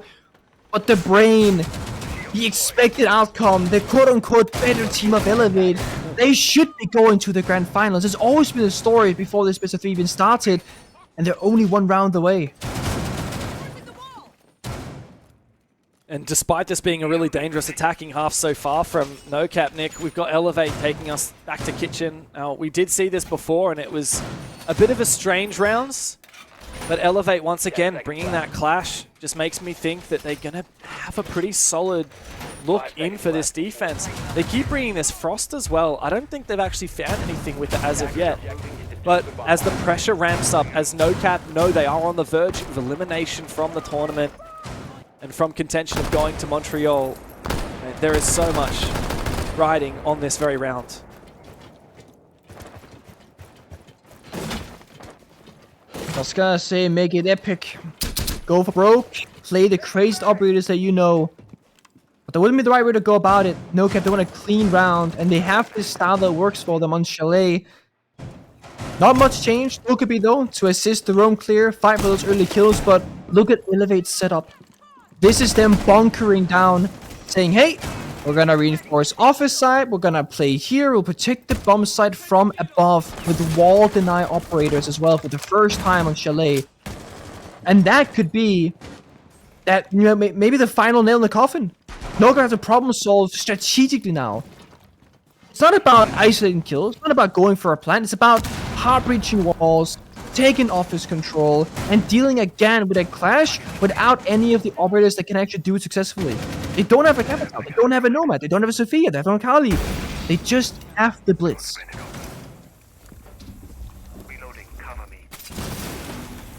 The Thatcher and the Ace come out as a pair and open up this wall, but that does just allow the clash to then contest it as well. Like you said, no clear clash counters. Ooh, try to say that 10 times fast.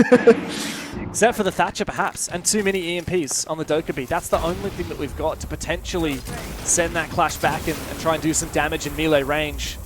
As the breach, the final 2 Selmas go out on the dining wall.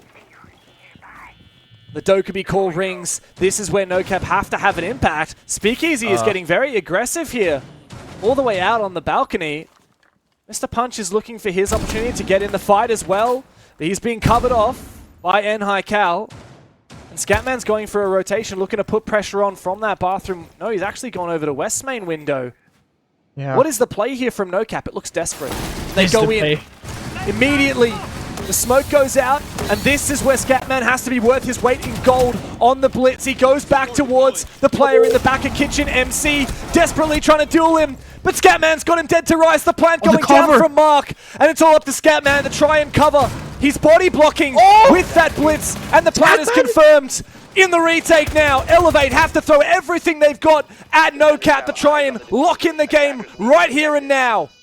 Speakeasy above, but it's just up to him and NHiCal as Mark is covering for NOCAP. A 4v2, and they won't give him a chance. NHiCal flashed and surely finished off in a moment. Scatman hasn't had the confirmation as of yet, Speakeasy still trying to do a little bit of damage. He just needs to go for it. There's no second chances. In with the pistol. Speakeasy to reply. Mr. Punch to keep this game going. NOCAP will not lay down their arms. This match is going the distance. Scatman is a hero.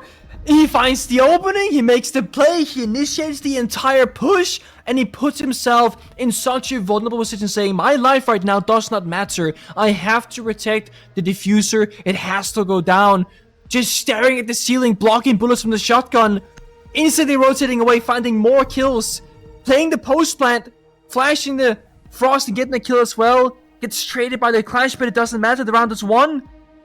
The breaches themselves from the Ace, the Selmas, they weren't great. That's why they rotated. The office breach was a vault breach. And if you're gonna vault him, you'll probably die. The two breaches on the dining wall as well, same story. The Blitz cannot vault in that breach because you get stuck in animation, you likely die. They had to go for a different avenue. That leaves you with 3 options, none of them which are great. Trophy window, take top floor Master Bedroom Solarium, or you jump in Wistman window. And they do it without any information. If there was a Frostbite in the wrong position, if there was a player in the wrong position, anything that they didn't have droned out or figured out themselves, that entire push just dies immediately. Scatman, NOCAP, time and time again, they have a plan A, but they also always have a backup of plan B. And it's not a desperate bad one. It's a solid, well thought out, everyone is fully committing plan B. We all know shields are very powerful right now, but Scatman is taking it to a new level. On that entry, taking down the player in kitchen, and you see in the replay, the Vert player almost denied that plant, but Scatman body blocked it with the shield. I mean, that is next level stuff from Scatman, the knowledge and the forethought the quick to thinking. get that ready. Exactly. Now, Speakeasy, honestly, not a bad idea. That Frost protecting against a Blitz sprinting on through that doorway. As the first Frost mat was taken down by the Retero drone from the Flores. What is NOCAP cooking for this round? Likely something on the back of that Blitz again. Elevate have one last opportunity now to close this game in regulation. You know, in a perfect world, I would love to see them fake it. You know, Scatman goes for a room clear Master Bedroom. You all think that's where the push comes from. They hit the side without the Blitz, and, you know, they take us to overtime.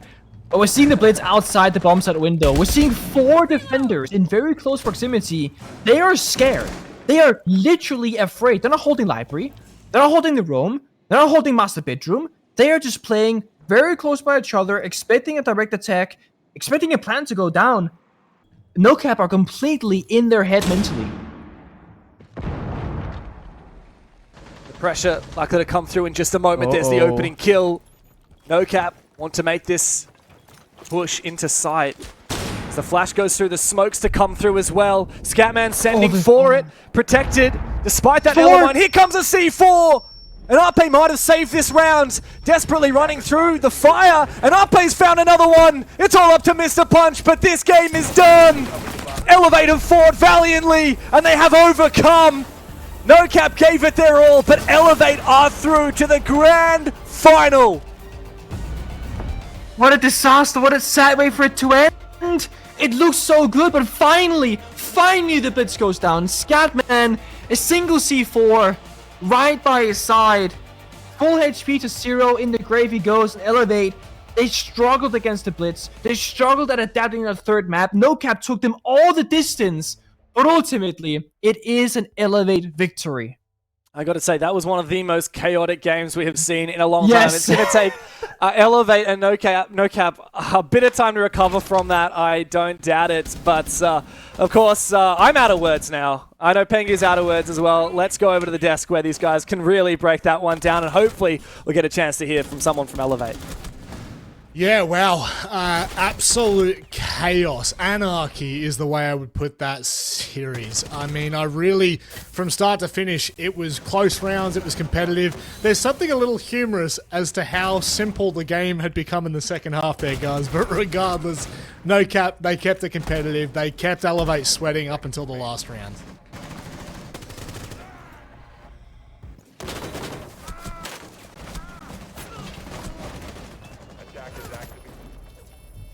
Oh, you're muting.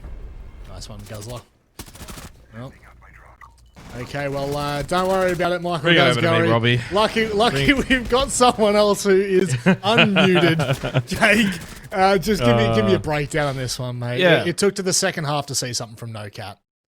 It did. And then look, the first half I'm sitting there thinking like, this is going to be a total blowout. I think actually even James might have said it on the broadcast as well, but credit to NOCAP. They fought back second half. Clearly a very attacker-sided map. Chalet can certainly play into those advantages, but at the end of the day, it was too little too late. And Elevate, I think, were always the kind of team that probably should have been winning this outside of some little moments, and certainly some really good trickery from NOCAP in the second half and with the blitz play in particular. But outside of that, they still were losing a lot of those fundamentals. I know I've been harping on it in this series in particular, but for good reason, Rob, and it comes even now into the third map. You look at those opening kills.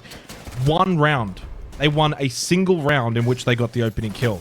I mean, that's just quite a damning statistic if you think about it. Sure, they won rounds in which they were playing from behind, but unfortunately for NOCAP, you've basically played now fundamentally the entire stage playing from behind the whole way through. Yeah. So that's just a big area they lapsed in. Speakeasy goes 6-1 on the entry, and Ape goes 7-3 on the entry across the best of three. Just utter domination from those two in particular when you go and actually look at their KD numbers as well. So, you look at Onigiri 2-7, Scatman 4-6, DCH 1-2. They only had one player that went positive, and it was Mark at 4-2 on the entries. So, look, clearly a big issue for NOCAP. It had some great moments, and again, one of their hallmarks is getting the plant down. They did that in the second half. 3 out of the 6 rounds, they got that diffuser down. They were tricky with the blitz, but I felt like Elevate were the better team that maybe didn't play their best overall, and I think they get another level they can go to that they will need to go to in the grand final. Yeah, and that's just it, right? We've seen them now up against NOCAP, bit of chaos being caused. Look, in the server in general, guys, I'm not going to put it on one team or the other. For me, this is probably one of the most entertaining games of Siege I've seen in a long time. A full 3 mapper that is this close, this entertaining. Really great to see, but at the end of the day, Elevate, they've just got that extra edge. They've got that little bit in the back pocket when it's really required. Testing 1, 2, 3. You've got me now, gentlemen. Good to be back. I don't know what happened there, but and also I wasn't 100% sure what Jake actually covered there, but I wanted to highlight the blitz, right? Because we talk about the chaos inside of the server. There were 5 attacks across this entire series where NOCAP did not play the blitz. It was incredibly prominent throughout this entire series, and pretty much the entire result hinged on whether or not Elevate found a way to counterplay into it. Eventually, they sort of did, and in fact, over the course of the series, they were actually quite successful, and they kicked off that momentum back on bank. And so as frustrating as it can be to play against the shield meta, they did quite a good job, and I think it was a big difference maker tonight. I think overall it's exciting for me seeing where Elevate are now, because going into a grand final, obviously you want to be warm. Do you want to be this warm? I don't know. Maybe we'll hear it from Speakeasy himself as we welcome him in for the interview. Speakeasy. Hello. That was a very, very close match in the end. How does it feel to be on the other end? It feels very stressful, but also I think I'm really glad that our teammate pulled through, because every round just chaos, man. Attack, defense, holy cow. I'm glad you agree, dude. Obviously, from our perspective, it looked insane as well. Following on from that blitz discussion a little bit, you guys did a pretty good job in countering it today. Maybe talk us through what it's actually like inside the server in a competitive game trying to play against this kind of meta, and how you guys were able to do it. Well, I think what we planned for like the counters, right, was like we cannot be separated. I think that's one of the mistakes that we actually shown. I think we left Alex in games, and it's like 1v1 in the blitz, and you would never want to be in that situation. So we tried to play like counters to it, and I think slowly as the round goes by, we actually managed to clinch it out at the end with that. Speakeasy, it's your first grand final since the beginning of 2023. I don't know if you remember all that far back. You guys ended up playing Fury. Of course, that was a game that didn't really matter, as you both technically had qualified. So for you, this grand final now that you guys have got yourself into, is this going to be the biggest series that you've played in outside of anything international, outside of really maybe the APAC South days, at least over the last couple of years? This is going to be a huge match, not just for yourself, but for your team. Yeah, I think this is the biggest that we will play as a team. The grand finals to qualify for the LAN, right? I think all the experience we have going for tomorrow, I think will be very useful. And especially today, man, the chaos. Oh my, I still can't get over it. Yeah, it was definitely one of the more chaotic matches I've ever seen. I don't know if you noticed what Xenox did there, but he didn't actually ask you a question. He told you that was the most. This is the most important match you've got. Coming yeah, up. I mean, I agree with him. It is. It is. No, not all. Okay, look, you do hit the nail on the head sometimes. But speaking of nails on the head, how do you feel going up against Bleed? They've been indomitable in these, haven't won yet. situations. I know, but how does it feel going up I think against right now we're just prepping for Fury actually. Like, I mean, who knows? Maybe our plan will backfire, but we'll see tomorrow. Yeah, well, that's very true. Very true. It's going to be a close one. Speakers, anything you'd like to say before we let you go? Say thank you for everyone. Tomorrow will be the day that we can make it through, hopefully. And also, just nerf the shields, man. What is this? I'll just nerf the shields. Speak easy. Thanks for joining us, mate. Best of luck in the grand final. Bye. Big. Jeez, Rob. Big, that is the most you toxic like my assumptions? comment that is you like my assumption there? very toxic comment from you. But luckily for Speakeasy, he didn't get sucked in and he answered that one No, beautifully. he didn't. I tried to bait something out of him there, but I didn't get it. And to be fair, I mean, like, he has said they're prepping for Fury, but this is the thing, guys, right? Like, yes, we've had a really great series. We got to see NOCAP in an environment where they thrive. They definitely made it competitive, I'll tell you that much. But now we go to a game that has notoriously been such a back and forth. It has always been down to the wire. It's always been close. How do you feel going into this semi-final knowing that Furia, I mean, their stage was on the back burner? Furia? No, Fury. Fury Come on. Come on.